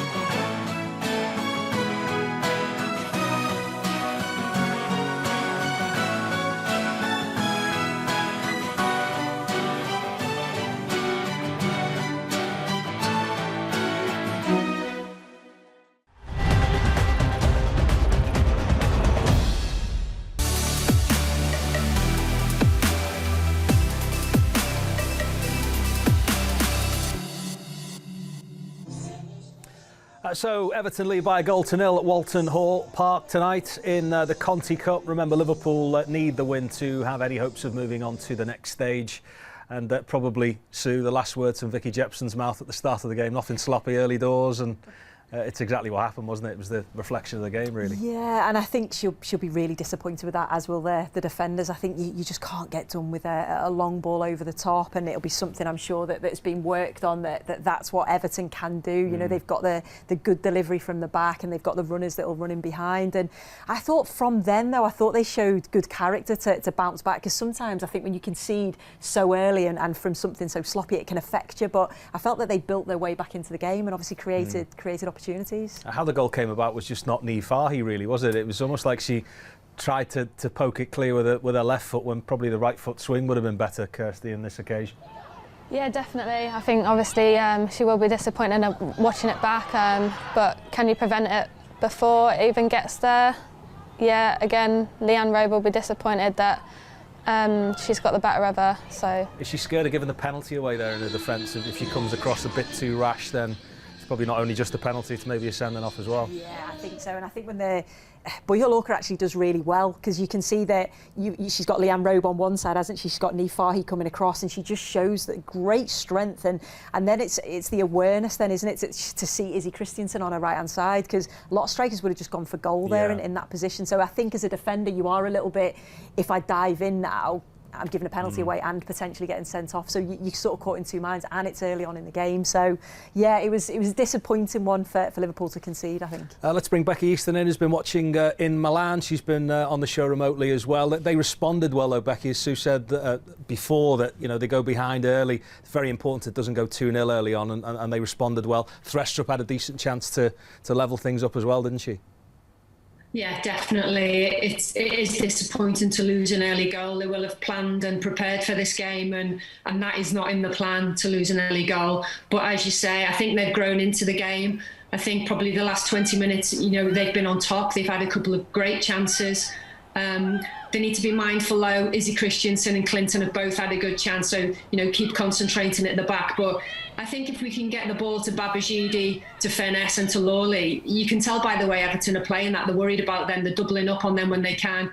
I wouldn't mind us being a little bit more direct. It's obviously windy conditions and a nightmare for defenders and goalkeepers, and let's try and get the ball forward to our dangerous players a little bit earlier, maybe.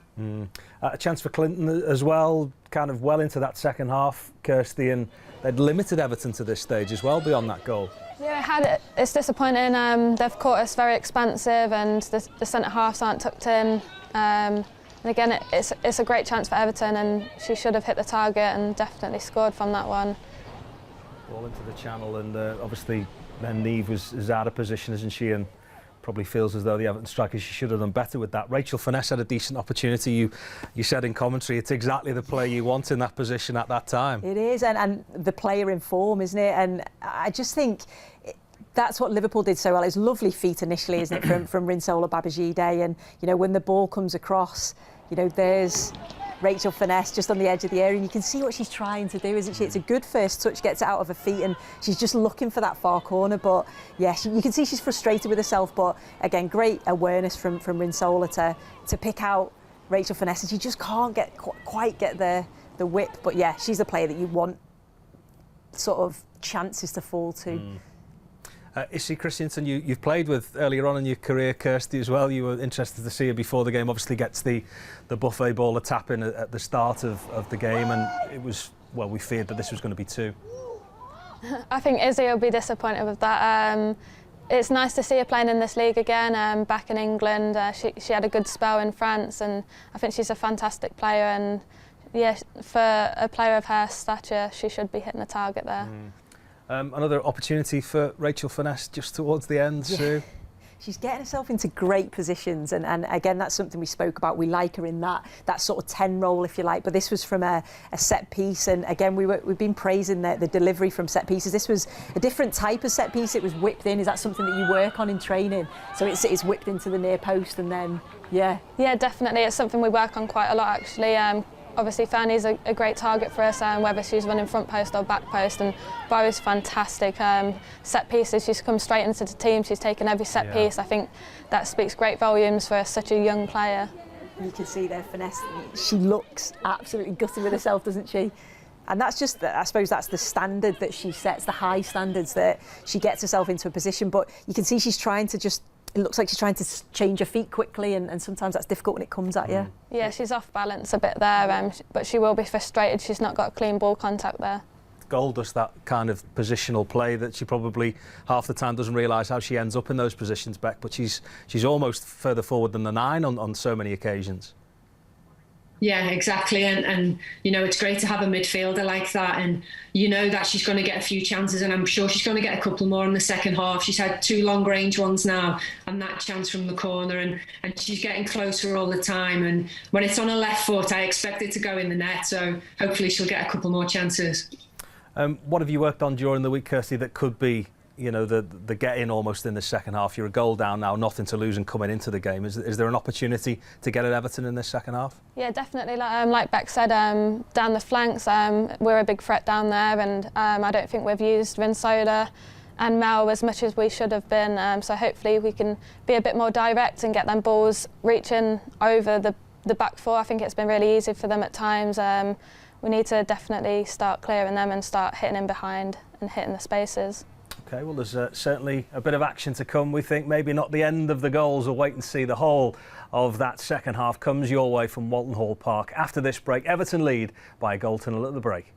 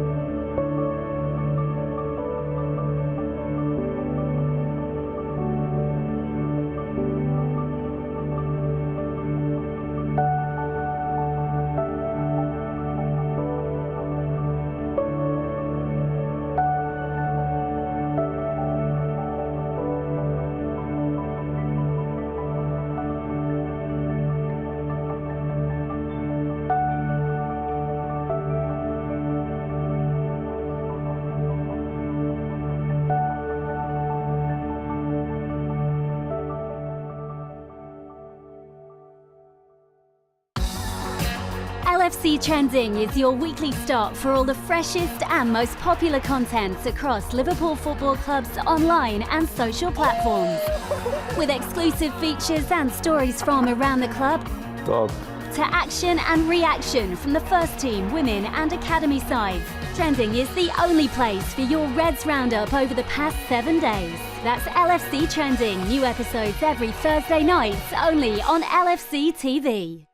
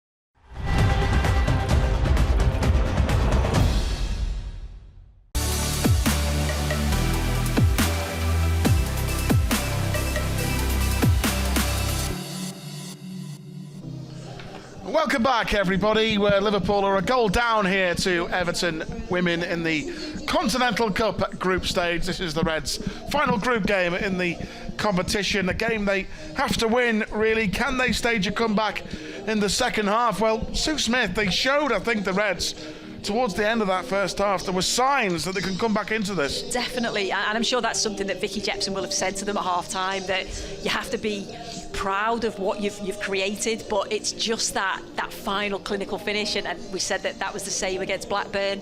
Take it into this game, you get an opportunity, take it, because this game is certainly for the taking. And the opening goal was so frustrating from a Liverpool perspective. It was early on, ball over the top by Danielle Turner caused problems.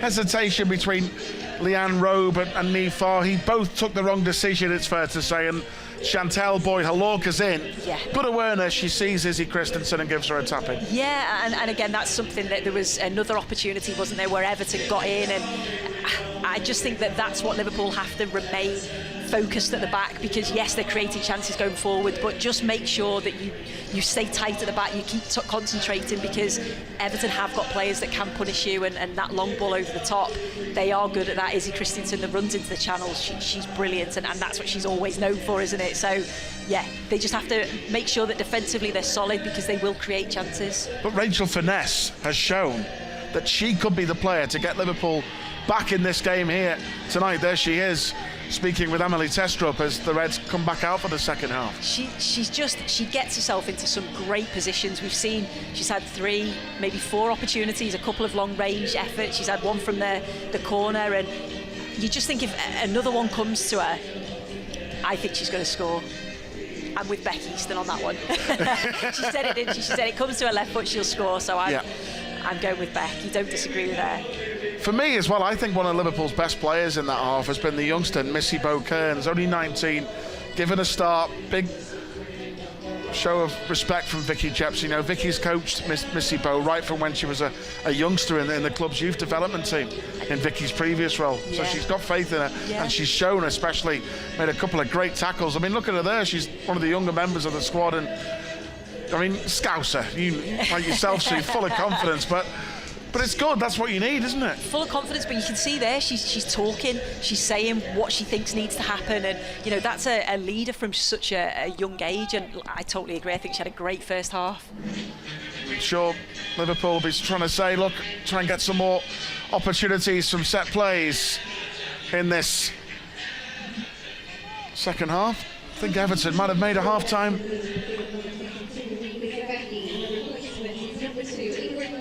Yeah, so it's change at half-time. Ricky Savecki's gone off, and they've brought on one of the most experienced defenders in Ingrid Vold, who's a Norway international, won 7 domestic titles in Norway, played in 3 major finals for Norway as well. So she's on in place of Ricky Savecki at the back for Everton. New summer signing is Vold. Everton here with Lucy Graham trying to get away from Missy Bow-Kearns. Leanne Robe half cleared it, comes back to Molly Pike. And Everton starting the second half strongly. Yeah, they started again on the front foot, exactly what they did in the first half.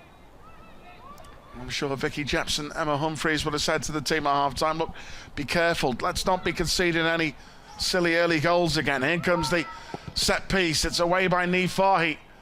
Now Melissa Lawley, who has pace to burn. Missy Bow-Kearns has made a great run. Here's Amelie Testrup.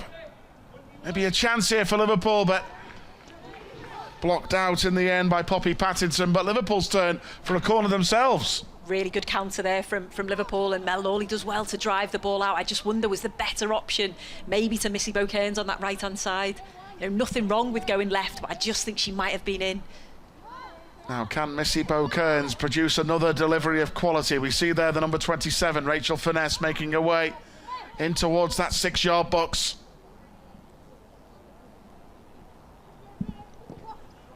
Driven in by Bow-Kearns to the near post. It could have gone anywhere. And Everton scramble it clear. Another great delivery. You've got to try and make the most of them, haven't you? Pike, good play by Molly Pike. She goes for the return.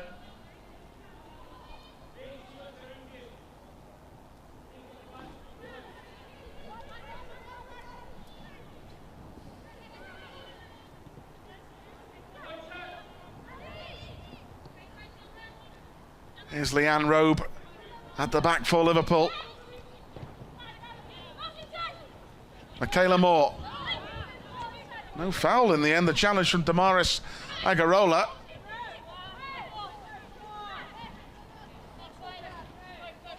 And Chantel Boy-Halorka has gone down injured for Everton in that challenge with Leanne Robe.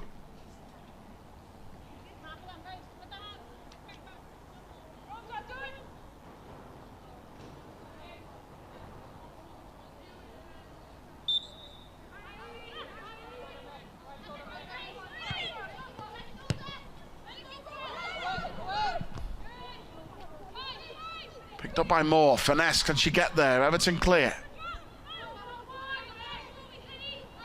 Got away from Becky Jane. That time as Grace Clinton. Everton get it back in the end up towards Megan Finnegan. Let's touch for Vold at right back. Ingrid Moe-Vold.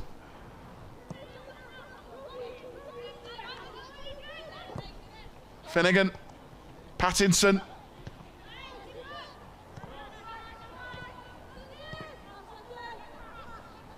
Nearly touched with the experienced Finland international, Tinja-Riikka Kopela. Everton go again with Izzy Christensen, the goal scorer. Niamh Fahey back towards Riley Foster.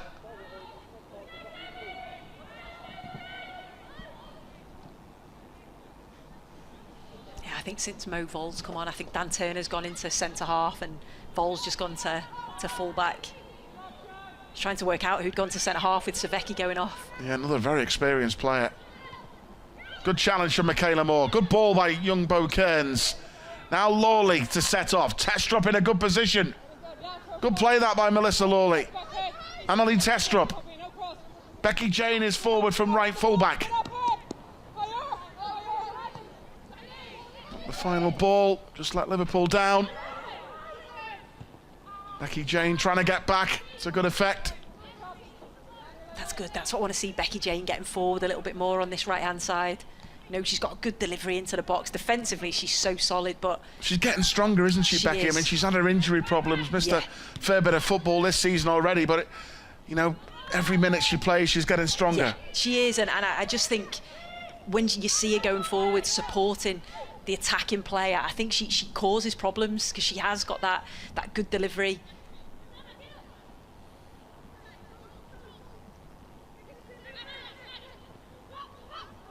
Christensen again getting into some space. Very clever player at doing that.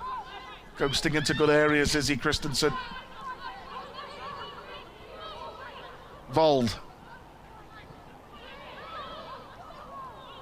See there, Vicky Jepson on the touchline for Liverpool. Finnegan.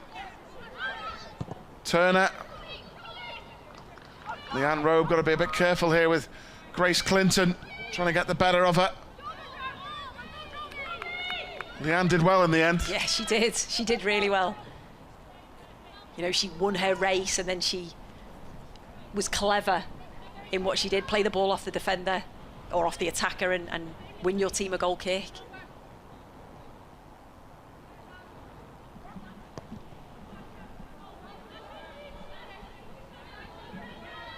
As I said before, Liverpool's bigger picture, Sue Smith, this season is trying to get that promotion back to the WSL, but and they're only 3 points off top spot. They were deflated, but there's still 12 games left in that division to go. Anything can happen, and Liverpool is still right up there in the mix. They are, and obviously that's the focus. You know, the fact that they were relegated, I personally thought, I didn't like that. There's still so much more football to be played. I don't think you can make a decision like that. And that's not me being biased, because I'm from this area. That's just something that I thought straight away. So yeah, absolutely. now it's a case of getting themselves back up into the top flight. But I just think games like this, I think they're great for them. And I know Vicky Jepson has to prioritise the league, but why not go out and try and win a cup? Now Finnegan.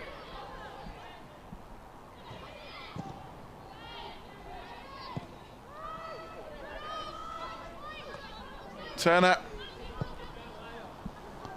Poppy Pattinson. Everton enjoying the lion's share of possession in the second half. Just that one good run from Mel Lawley, actually, which ended up with Liverpool getting a corner out of on a counter-attack.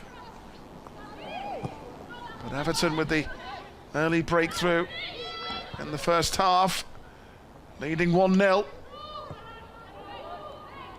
Everton have still got Manchester United left to play in the Continental Cup here at Walton Hall Park.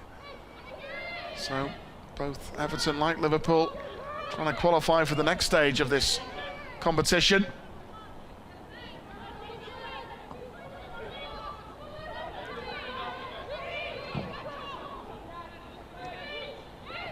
Dangerous flick on Clinton. Can Becky Jane get there before Pattinson?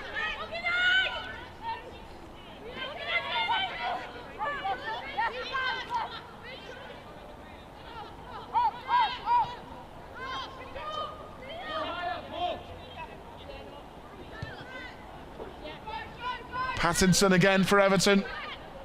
Now Lawley trying to block her path. Becky Jane back to Riley Foster.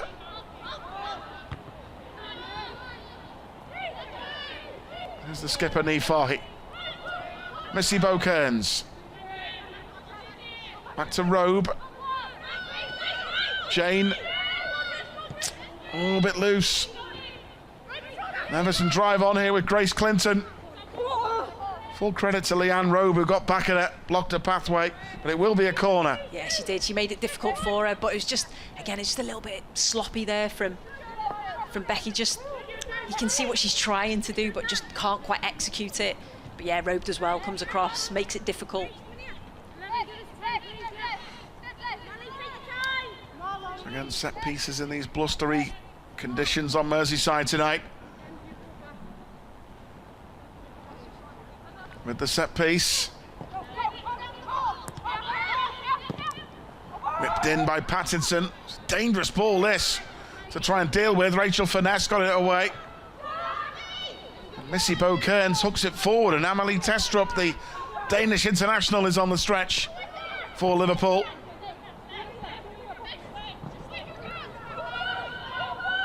Across by Pattinson, and Missy Bo-Kearns could make something of this for Liverpool. In towards Finesse. Had options, Babajide to the left as well. Certainly opening up a little bit more, though, the game, isn't it? You could see Testrup did so well initially putting the pressure on, which then caused a mistake, and it was Missy Bo-Kearns again who went from that press and won the ball high up. So much better I think when they do that, they're causing Everton problems. They're not allowing them to play out from the back, because that's what they want to do. They want to give the ball into Egarola. She's the one that they go through to set their play going. Driven ball forward. Locked out in the end.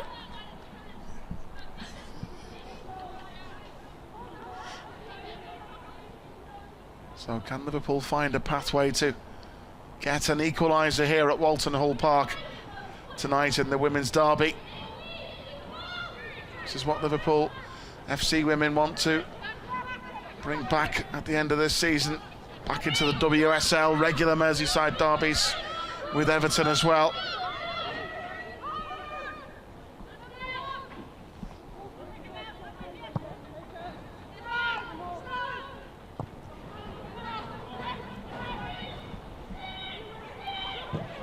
Driven ball forward by Vold. Clinton riding the challenge, Grace Clinton. Clever play. And here's Michaela Moore picking up the pieces for Liverpool here. Back to Missy Beaucairns.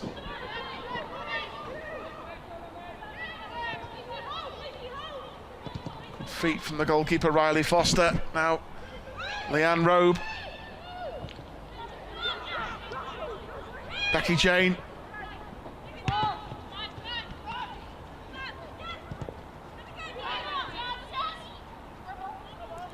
We were talking about before, Sue, about Liverpool FC women legends, Becky Easton, Tasha Dowie and Farrah Williams, Amanda Da Costa and the like. You know, player I used to love watching play for Liverpool FC women, and it was amazing really, because she went on to star for Holland. Remember Shanice van der Sanden on the wing? Brilliant. What a player. Absolutely brilliant. She was electric, wasn't she? Oh.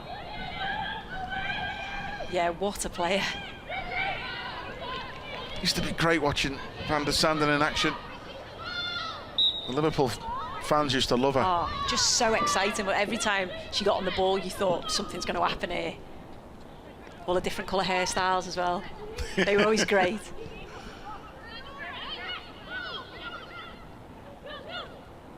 It was nice to see after the spell at Liverpool when she went on to stardom with the Netherlands, wasn't it? Yeah, oh, definitely. Doing so well at Lyon and... Because, you know, in the women's game, especially more so than the men's in many ways, that there can be real big turnarounds in playing personnel. Definitely. But, you know, we don't forget them. They all had the mark, playing in the red shirt. I was talking to the title team before I missed out Gemma Davison, who had a great career. And Gemma Davison on the wing for Matt Beard, great player.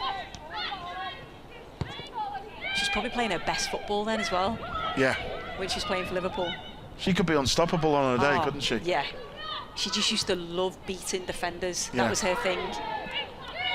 And Natasha Dowie, the goal machine, finishing them off. Rachel Finesse, who started this season as a bit of a goal machine, scoring in games, was penalised for the challenge on Izzy Christensen. She claims she got the ball, but she also took a bit of the player as well. Yeah, I think she did. Yeah, she's saying she got the ball, comes in from the side, but I just think when you take the player as well, you're always running the risk of potentially picking up a yellow. So just to confirm, it was a yellow card for Rachel Finesse, even though she did try to plead innocence. But I think that's what you've got from Finesse. You've got that, the ability to make things happen, but then you've also got that side of a game where she'll put in a real big tackle.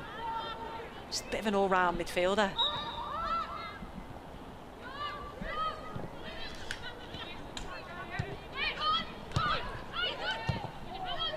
Driven ball forward for Everton here.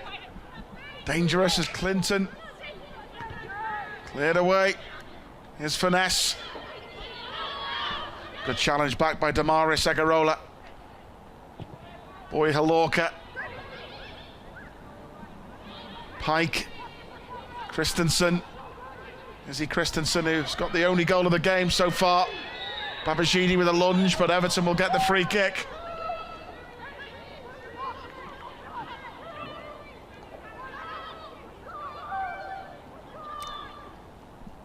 thought at first she'd won the ball. I've just seen the replay. I don't know if she got enough of the ball.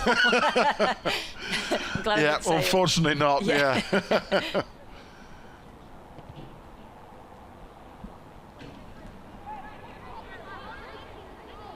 Fair play to Izzy Christensen. She just had 2 big challenges, hasn't she? And she's just got up. And she wants to take the set piece as well. So it will be Izzy Christensen.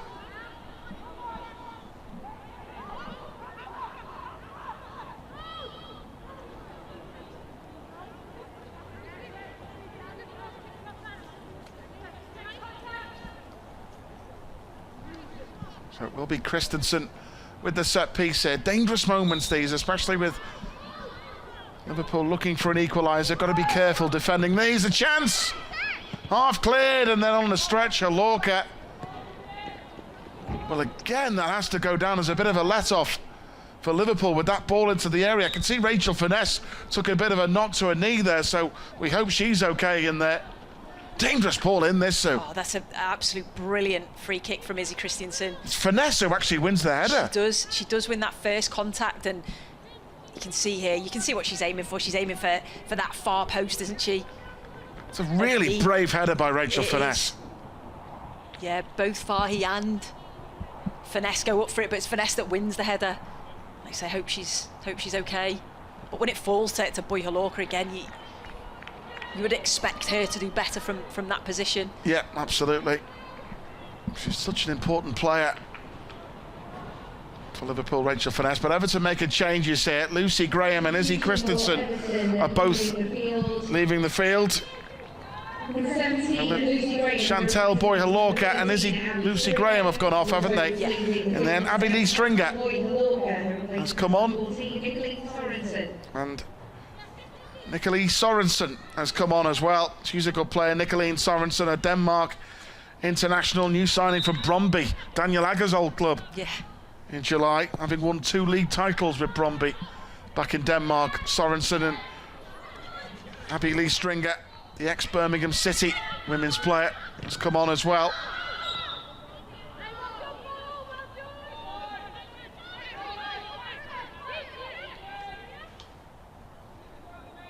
And Chantel Boyha Lorca, of course, picked up a little knock just before, didn't she? She did. So maybe Willie Kirk is not taking any chances.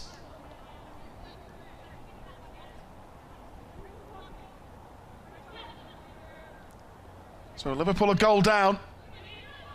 Scored in the first half by Izzy Christensen. There's Niamh Fahy, the captain. Finesse. Almost a play developing a little bit like the opening half, in the sense that Liverpool, Everton having the lion's share of possession, and then Liverpool began to play, and all of a sudden space opened up for Babajide. And that's all that they need. They do need to find Babajide, find Mel Lawley. I know she had that run early on. Well charged down by Lawley. Now Testrup trying to get away from Vold. Denmark against Norway there in a right Scandinavian battle. Dangerous ball into the near post, and Michaela Moore was further forward as well. Becky Jane. Missy Bo Kearns trying to get Babajide in. Bo Kearns applying the press. She never gives up, the young Scouser. Here's Babajide again.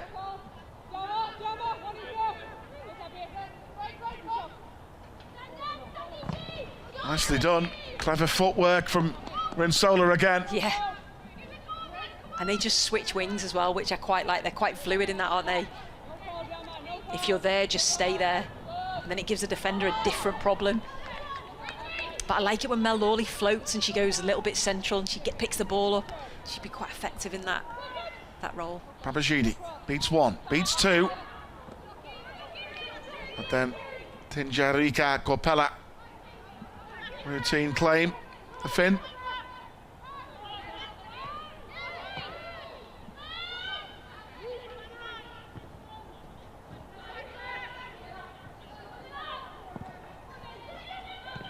Moore, now Rachel Finesse. Missy Bo Kearns to Babajide. Trying to get it towards Testrup, but Megan Finnegan was well placed. But Liverpool will get a set piece, and Missy Bo-Kearns will trot across and take it.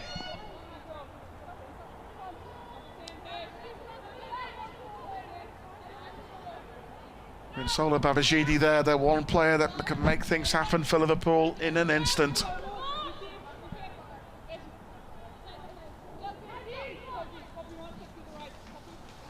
Liverpool getting ready to make a change shortly. Ash Hodgson will come on. Babajide trying to win the loose ball. Everton come away with it. But Leanne Robe in the right place. Babajide to Missy Bo-Kearns. Unlucky.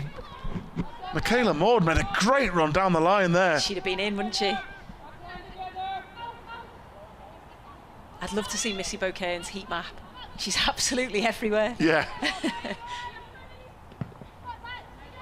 Relishing playing in the Merseyside Derby for Liverpool. Proud moment for her and her family, that. Now Nicolene Sorensen. Clever play by her. Izzy Christensen. Robe intercepted for Liverpool. Missy Bo-Kearns again, just dangerous ball to control that time. Sorensen. Away by Taylor Hines.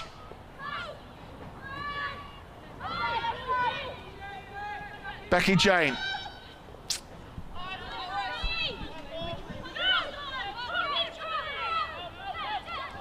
Rinsola, hopefully he'll be okay. You don't want to lose a player of her quality when you're chasing an equaliser in a game like this.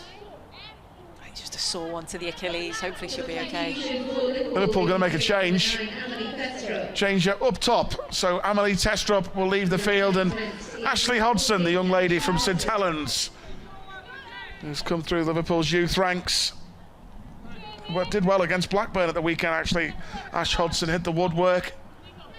Put a couple of good crosses in from that right-hand side. So very quick, Ash Hodgson. She comes on. Amy Rogers has been warming up as well. It'd be great to see Amy get back on the field. Started the season as first choice, then got injured, had a spell in the commentary box with us, but we're more than happy to see her out of the commentary box and back on the field, which is what it's all about. Definitely. Vold. Pike. Mel Lawley tracking back to good effect. Taylor Hines trying to win it. Stringer.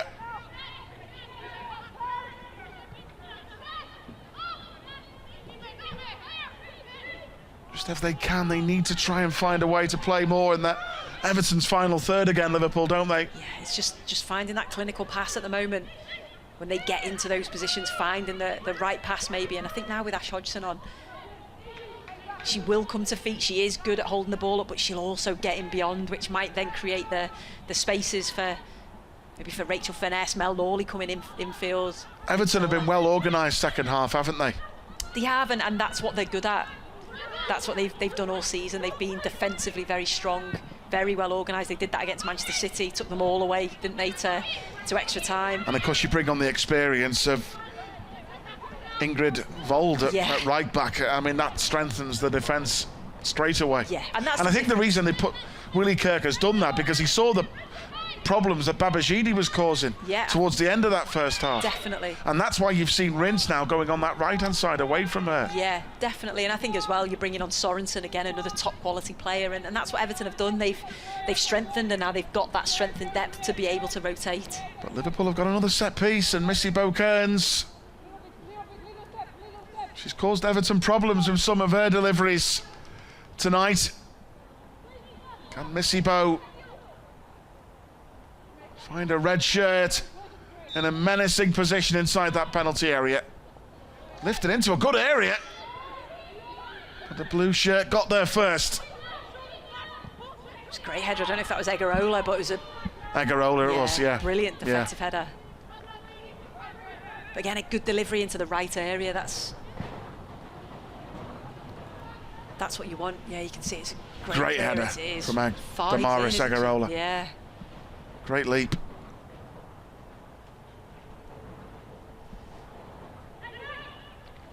Could be a useful weapon, that, you know, in the FA Women's Championship. I mean, we've seen Missy Bo-Kearns come in tonight on one of her first starts in a red shirt, and it's done all right, you know, in tight games in the Championship. Yeah. Sometimes set pieces, as we know, Sue, can decide a tight game. They can, definitely, and she showed that she's certainly got the confidence and the self-belief to come into a big game against Everton and perform. Well, it's great to see our co-commentator in recent games making her way back onto the field. Michaela Moore has had a solid game in midfield, and Amy Rodgers, one of the youngsters, big fans' favourite. Great to see Amy back on the field again. Yeah. She scored against Everton a few years back in the Women's Derby for Liverpool. Can she repeat that tonic tonight? I'm sure she loved being in here with you. I'm sure she's delighted. I don't know about that. I'm sure she's delighted to be back on the field. That's just what you want, isn't it? When you're injured, you're just desperate to get back out and play. She'll be so excited about coming on. Can Liverpool pick up a second ball? Amy Rodgers there with her first touch, but Grace Clinton won it back for Everton. But just that early goal in the opening half. A defensive mistake let in Chantel Boy-Halorka, who squared it for a simple tap-in the end for Izzy Christensen to slot the only goal of the contest so far.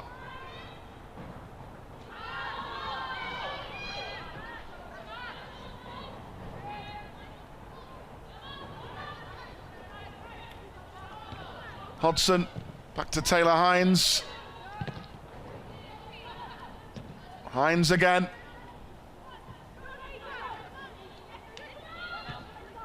Forward by Christensen. It's great vision by Christensen, but super play by young Missy Bo-Kearns again from a defensive point of view. Again, reading the situation, reading that there's danger. She's certainly playing way beyond her years, isn't she? Molly Pike, the ex-Chelsea youngster, with the set piece for Everton here. Good header by Leanne Robe, first of all. Cleared away by Missy Bo-Kearns again. Thumped forward by Rachel Finesse. Turned into a good ball, actually, for Ash Hodgson.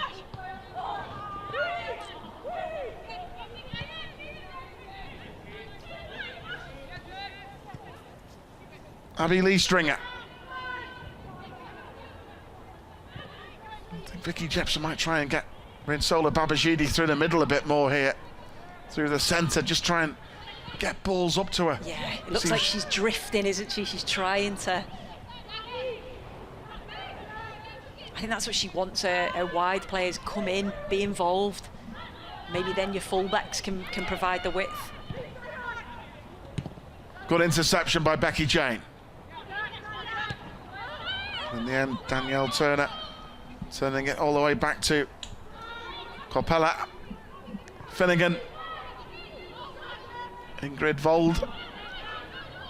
The experienced Norwegian. The back for Everton. Good pass to Christensen. Good play again by Izzy Christensen. Good vision too. Great interception by Leanne Robe. Important. Good challenge again from young Bo-Kearns in that midfield.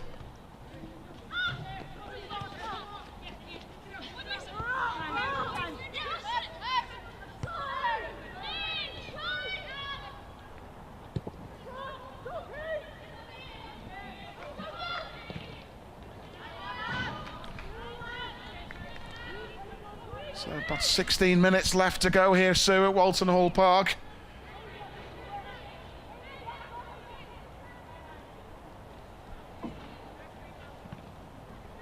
Everton leading it 1-0. This is Liverpool's final group game in the Continental Cup. Everton hang on and get the victory. They'll have one more game remaining, a home game against Manchester United, to try and clinch the qualification.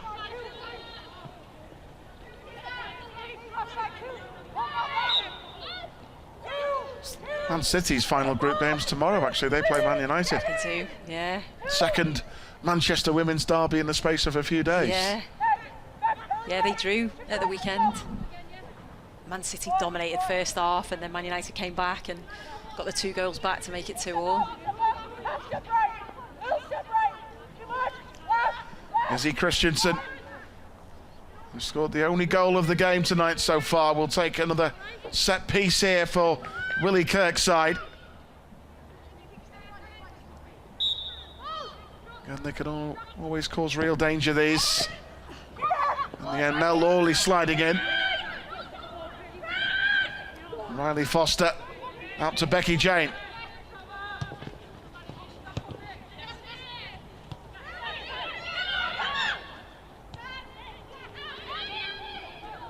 Abby Lee Stringer back to Vold.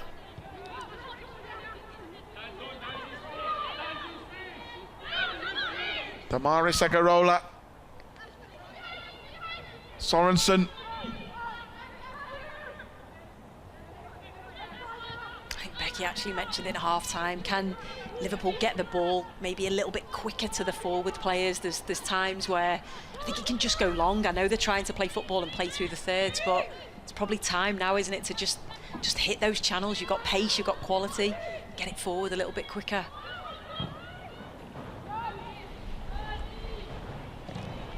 Away by Niamh Fahey in the end. Looks like Willie Kirk. They're going to make another change shortly for Everton. Yeah, Hayley Rasso is about to come on for the Blues, an Australia international.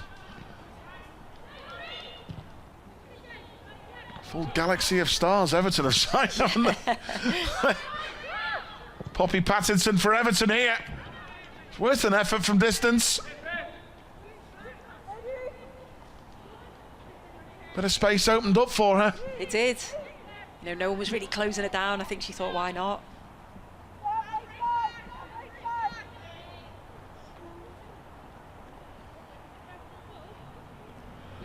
I think the delay is because Everton are trying to make a change, but I think the scoreboard stopped working. Yeah, so Grace Clinton, the youngster, will leave the field, and coming on, Hayley Rasso, an Australia international, joined the Blues in January this year. Started off at Canberra United and also had a spell in the United States with Portland Thorns. So from Australia to the USA to Merseyside. Good player, though. Yeah, she's a really good player. Again, she was another real standout in the cup final.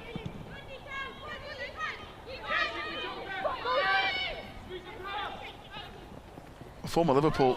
Oh, Leanne Robe with a back pass. And a dangerous, and it's off the line by Taylor Hines.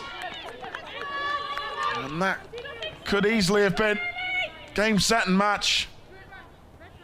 Is that Rasso with her first touch as well? It really was. She couldn't have expected a first touch like that. Hayley Rasso only just come on, gifted the ball and very nearly scored.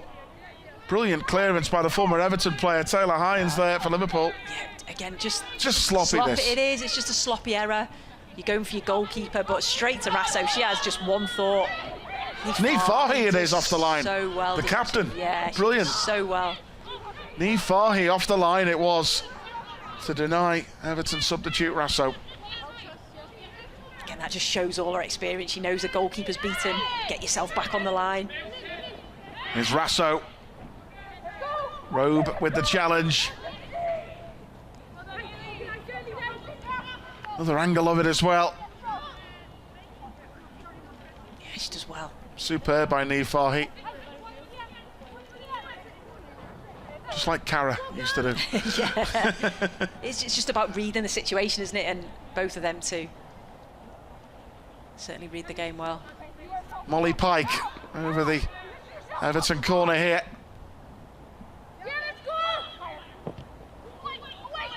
Dangerous ball.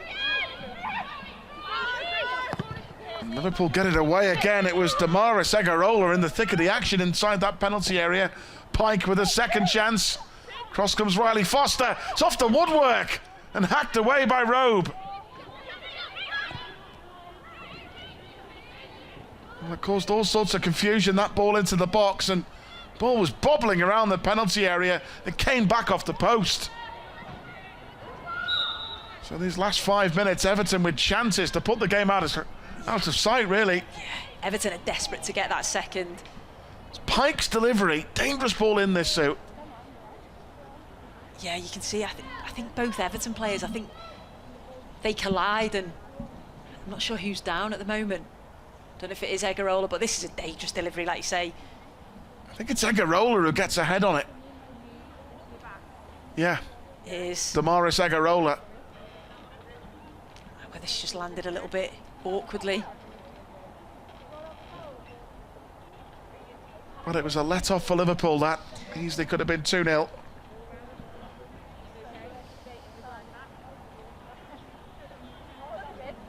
Another angle of it here. Dangerous ball into that near post. Riley Foster was trying to claim it. And it came off the woodwork before Taylor Hines hacked the ball clear. I think Foster will be a little bit relieved there. Because I think when you come out, you've got to try and get something on it. Liverpool will look back some chances they had in the first half, of course. 2 for Rachel Finesse. What a lovely effort on the turn. Yeah. Wasn't far away, and the one from a great ball in from Missy Beaucairns from a set play. Well worked. Michaela Moore with a near post flick on, and back post. First time effort just wide. So close to going in. But Everton through Izzy Christensen's goal after 5 minutes. Still lead here at Walton Hall Park. It's 1-0 at Anfield last season when Everton won it, of course, which ended up being sadly a mistake, and one of those days when Liverpool had some great chances, just couldn't score, which is very similar to the Blackburn game on Sunday. Next league game, Crystal Palace come to Prenton Park Sunday, December the 6th.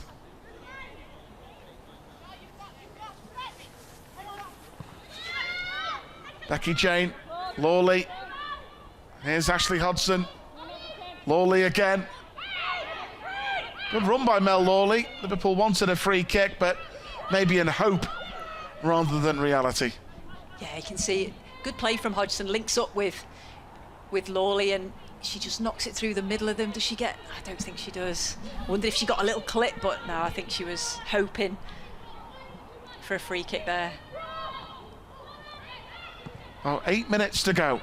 Can Liverpool get one good chance in this second half? Just haven't really been able to create a meaningful opportunity in this second half against a very well organised Everton side. Nice play by Rachel Finesse here. Still Finesse on the turn again. And she is capable from there, trying to make things happen. Northern Ireland international. Sadly, just haven't been enough of those chances in the second half. First half, they were very much in the game, Liverpool, but as I say, I think we were thinking, weren't we, in the half-time that said before Willie Kirk certainly will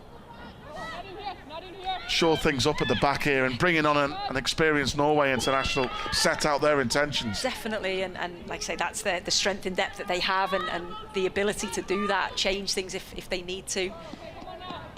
But yeah, I think when you're playing against a side like Everton that you know who are strong defensively, they're organised, you have to take them chances in the first half. I think that's the difference in it with Everton in the Women's Super League this season. You know, in the second half, they brought on 3 international players.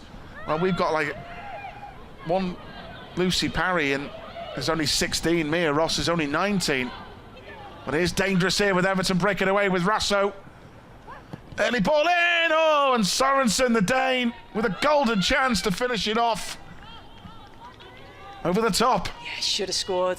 Great play from Rasso. That's exactly what she does. Once her first touch is always forward, her first thought's forward, and then she gets a head up, and Sorensen does well, comes across the defender, but in terms of chances, frustrating from a Liverpool perspective, Sue, but Everton have had some real chances in this second half. Yeah, they really have, and that was a big chance from Sorensen. Good header by Finesse. Missy Beaucairns trying to get there. Christensen. Little touch from Rasso. Dangerous again here. Poppy Pattinson. Rasso away by Missy Beaucairns. 5 minutes to go. Ashley Hodson will chase a loose ball. It's the one last big opportunity that Vicky Jepson's side to create to earn a share of the Derby spoils here in the Continental Cup. Missy Beaucairns trying to win it back for Liverpool. Pattinson. It's brilliantly won back by Amy Rogers. Superb by Amy Rogers. Now here's Mel Lawley. Can she provide a cross of quality? Pity. Yeah, just a bit too close to the goalkeeper there. You can see she was taking her time. She knew that that was a good opportunity. She had time and space to take a touch, and there's runners in the box, but just couldn't find the quality on the delivery.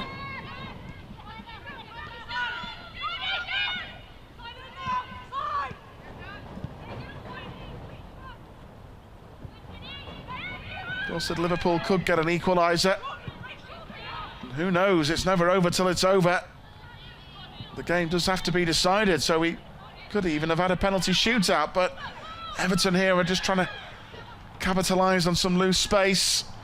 Here with Nicoline Sorensen again, beaten away by Riley Foster. Rasso, brilliant save by Riley Foster, and Becky James somehow gets it off the line. An extraordinary clearance, that.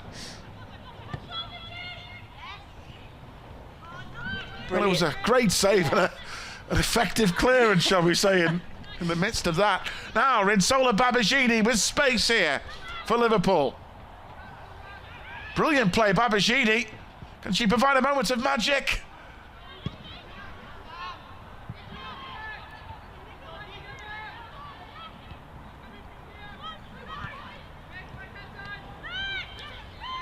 Robe. Becky Jane.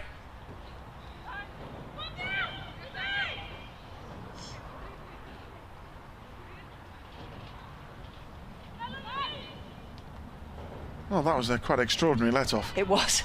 Foster did so well, though, initially with the punch, and then it was a real good reaction save, wasn't it? It was. Very, very good save. I don't know how Becky got that one off the line. It's quite unorthodox, wasn't it? But yeah, did the job. Oh, and Ash Hodson will chase that back pass. Everton's turn to panic a little bit at the back.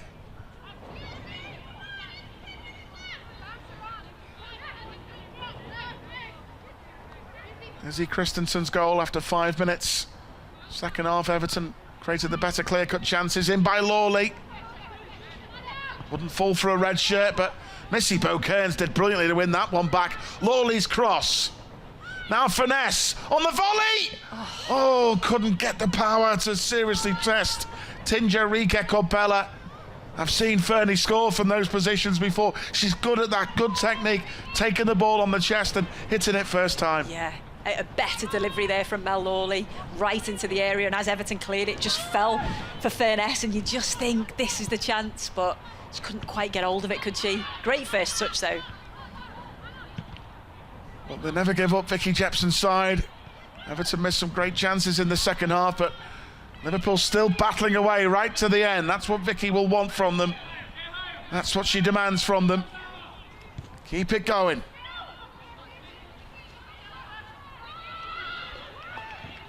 Fahy in the end doing the only thing she could do, I think, there, and win Liverpool a goal kick.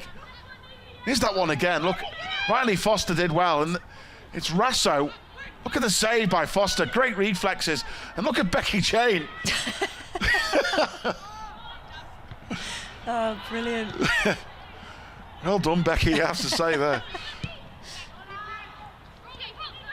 Foster does well, though. She punches, but then she gets up so quickly, doesn't she? Remember in my school days, I tried to do that in a Sunday team I played for and put it in my own net. Sticks to commentary. Do you know, a lot of people would have, though. It was such a difficult technique, what she did. There's Babajini driving away. Might be some stoppage time, unlike the first half, because, of course, did have a couple of players going down injured. Halorka. We saw Damaris Egarola getting treatment going down in the penalty area.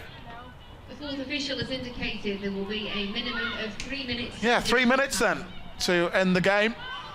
Liverpool's final game in the Continental Cup group stage. Brilliant win over Manchester United in the first one.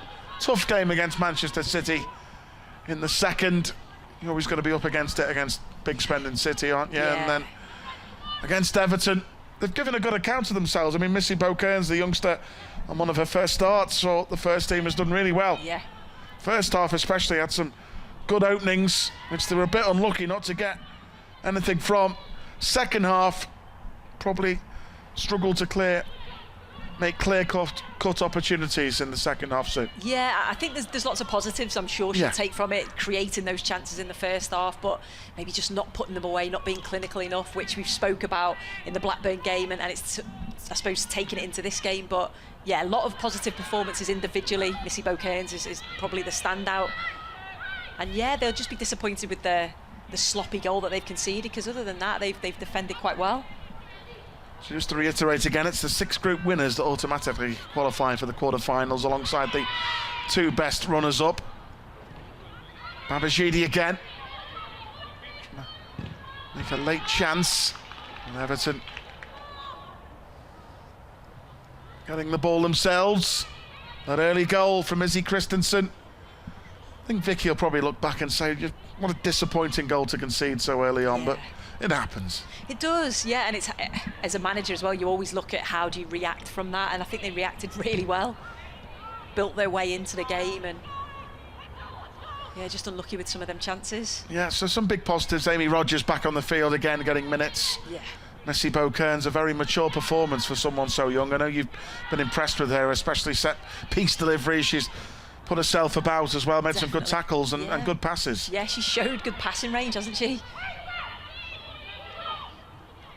And I think Everton have clearly looked at where Liverpool very good, where will they exploit you, and that's out wide, and they have doubled up on Rinsola on one side and Mel on the other.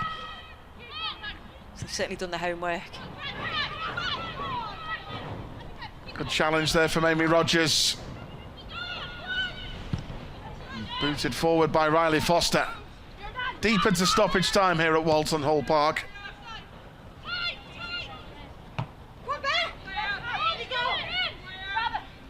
But the big main goal for Vicky Jepson and her squad this season is to try and win the FA Women's Championship. 12 games left to play. Next play on this Sunday, the 6th of December.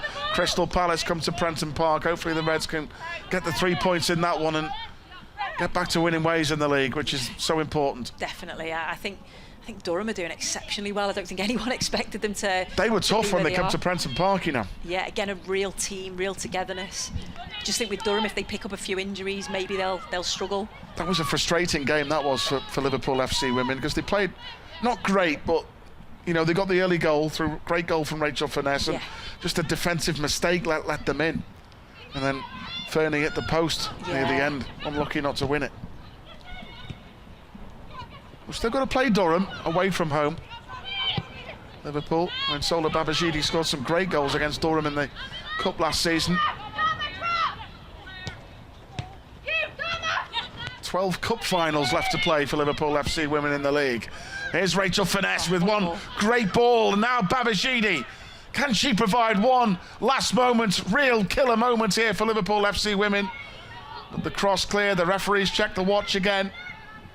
Got to get the ball in the box here, one last opportunity. Amy Rodgers does well. Taylor Hines, have a go, why not? Well, that would have been something with the former Everton player, Taylor Hines, but the final whistle goes in the end, so it's Derby spoils for Everton. Izzy Christensen's goal in the first half wins it for Everton right at the start. Defensive mistake, long ball over the top. Caught out Liverpool defensively. Boy Halorka squared for Izzy Christensen to score. Everton had some great chances in the game. They hit the woodwork. They had some chances in the second half. Rachel Finesse had a couple of great chances. Missy Bow-Kearns was excellent for Liverpool. Amy Rodgers returned, but it finished Everton 1, Liverpool FC women 0.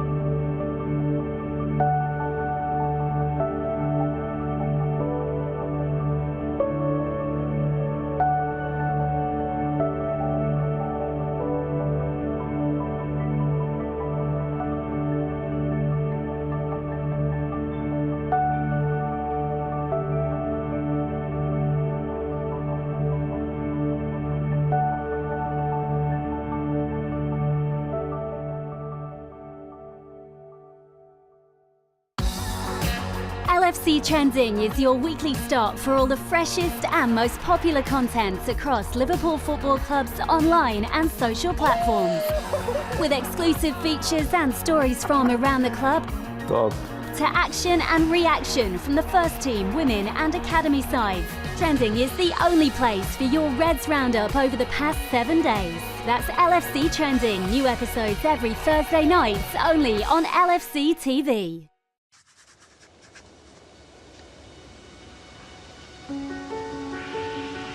I came from a mining family. My father was a miner. It was either going down the pits or being a footballer. Sunderland had turned me down because I was too small, and then Sunderland came back again, but I'd promised to come down to Liverpool. I think certainly the army stood me in good stead. At the end of the day, I must take a lot of the credit. We won the championship in 46-7. We had a good side and everything went so well. I can't remember any real one selfish one coming in and trying to rule the roost. The club's always been bigger than the individual. Bill decided to retire. I never applied for the job. It came at us just overnight, and I thought, well, I'd better give it a go. Football is about winning. You've got to entertain too, but it's about winning. I've been particularly lucky in my profession. I certainly wouldn't be big-headed. That's why I try to be modest about the whole thing. There's lots of people earned more than me at this game, but there's nobody enjoyed it as much. I've come to love the Liverpool people. Had I had to do it all over again, I'd do just the same. You'll never walk alone.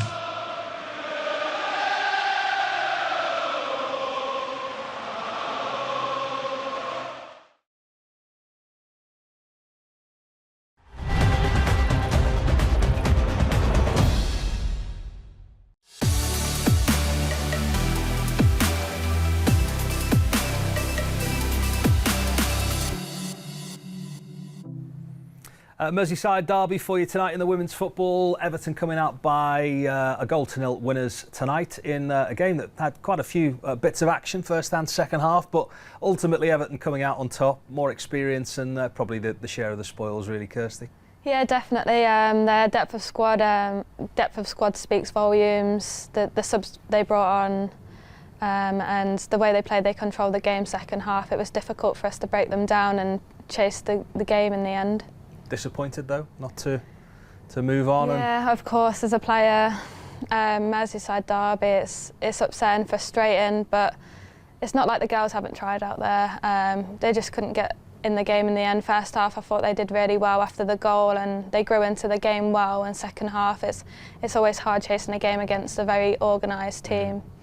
Bags of experience in that team. They would always have gone in as favourites, but disappointing nonetheless. Yeah, I think so, and I think especially when you look at the chances that were created in the first half, I think that's where Liverpool will reflect that yes, we conceded a sloppy goal, but we created opportunities against a very well organised defensive side in Everton, and then the second half they control the game, and that's when you've got the calibre of players that they're bringing on. They're bringing on experienced internationals, and that does make a huge difference. But I think, like Kirsty said, the fact that every single player gave 100%, and you could see the work rate, and you could see they were trying to get themselves back in the game. It just didn't quite happen in that second half.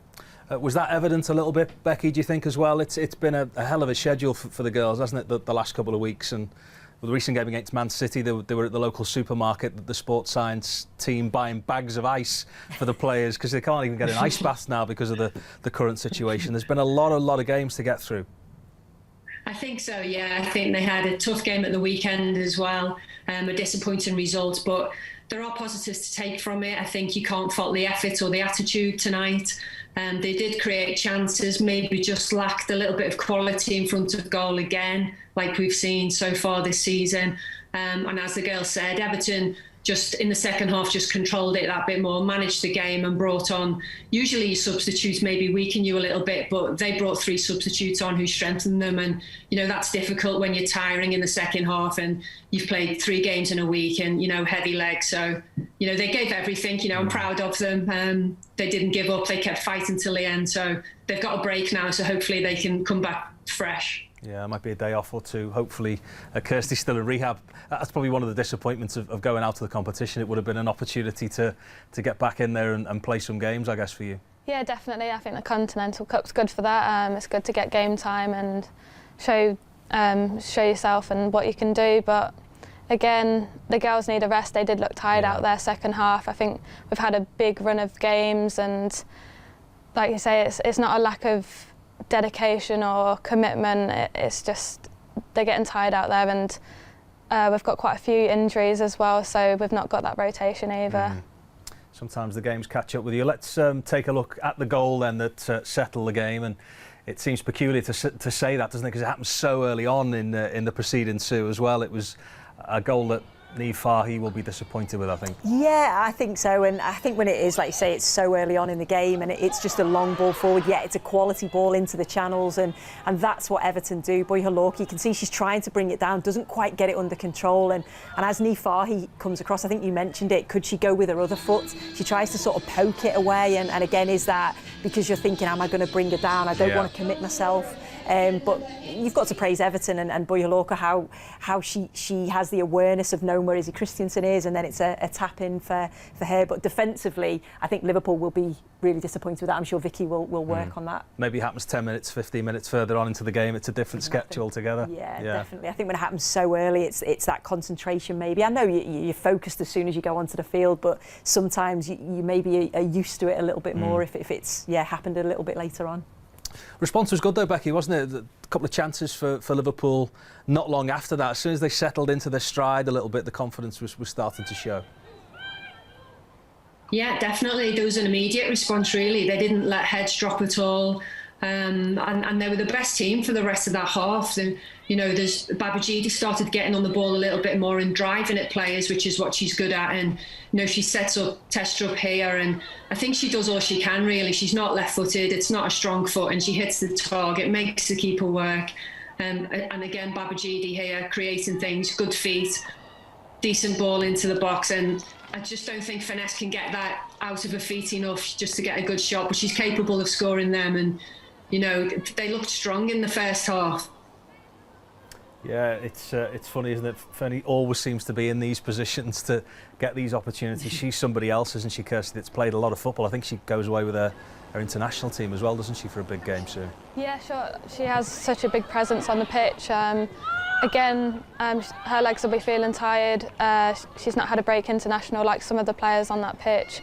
And again, she's got a really big international game coming up next week, so she's away for 10 days, and will she get much of a break? No, not really. So it's about trying to find some time for her now to rest them legs and get her really sharp again. That was a big part of Liverpool's plan in these games. We talked before, Sue, about them defending set plays, but Missy Bow-Kearns has shown us what she can offer in the other side of the pitch as well. She really has, and set pieces are so important, especially in tight games. It is, you know, obviously an opportunity to get a goal, and you can see that they've been worked on, you know, brilliant deliveries, every single one, and she's able to mix them up as well. So whether it's a deep ball to the far post, or whether it's whipped in that one to the near post, good header, and yeah, like you say, Rachel Finesse, it's no coincidence that she's in the right place at the right time. That's clever, that's intelligent play, and she was unlucky, and she'll probably be disappointed because I'm sure she sets the standards really high, so she'll probably be disappointed that she didn't put one of those away. But you know, her overall performance I thought was excellent. But again, just needs a break, just needs to refresh, because she's a player you want on the field every minute. Looks like she's somebody that's got a big future at Liverpool. Let's hear from her now. Alex Gardner's been speaking to her. Obvious disappointment with that result. Devastating result, but I think the girls give everything and bounce back from our result on Sunday, and they all give it their all. Yeah, after going down early, you really pegged Everton back through large parts of the game. I think, yeah, we never give up. We knew we were still in the game and we worked hard, and I think we created chances a lot more than them in the second half. So we could have got back in the game, but unlucky. Do you just feel sometimes it was just that final that final pass in order to unlock Everton's door? Yeah, I think our decision making could have been better, but like, it is what it is. We was flustered in the moment, so we was just in the hype of the game, so maybe it could have been better. But Positive being now, obviously you can focus on the league. There's a bit of quite a big break from now up until the league, so all attention on that now. yeah, we've got 2 weeks to work on it and put things right, so we've three points away from the top, so a win will get us back in place, so that's all what we've got our eyes on. Perfect, thank you very much for your time. Yeah, you just want to see and hear from her more and more. She's just so infectious. Get to Kirsty, who's a teammate of her, in a second. In terms of her footballing ability, though, Becky, is she somebody that's destined for good things over the next few years with Liverpool, do you think? Yeah, she really impressed tonight. The Scouser in the team. She not just the set pieces were brilliant. She oozes confidence. She's aggressive, but when she's got the ball, she's got quality as well. You know, she's only 19. She's playing like she's played for a few years there tonight, and I bet she's gutted there's not games coming up, because I think she's pushed her way into the starting 11 there. And if I was a coach, I'd be looking at her for starting 11 place there. Yeah, I was going to ask you about that. How far off is she becoming a regular? If she plays like that, then, you know, I'd put her in the team, and that's probably one of her first starts, her first 90 minutes, and she was one of the best players on the pitch for me. Definitely, probably Liverpool's best player. She's got a bit of everything, and she's full of confidence. You can even see that in the interview. And Steve said in the commentary that she went to the same school as Curtis Jones, and she reminds me of him in a lot of ways. And I think she's got more to come. I think she's got a big future. Yeah, it could be a nice story, that, couldn't it, in the long run? Tell us about her, Kirsty. What's she like? Yeah, the Scouse on our team. What can I say? She makes me laugh every day. She's brilliant. She oozes confidence, and she plays with it too. She doesn't. It's not just off the pitch either. She's a really talented player. Her set pieces, her delivery today was outstanding.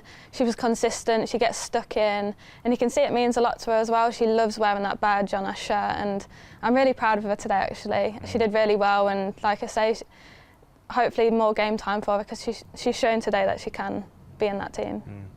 OK, I'm going to take a quick breather here. We'll be back with Sue, we'll be back with Kirsty, and also Becky over in Milan tonight as well, as she joins us remotely for the big Merseyside derby. And much more reaction to come. Liverpool beaten by 1-0 from Everton tonight, which ends their interest in this Conti Cup as well. Back in a few minutes.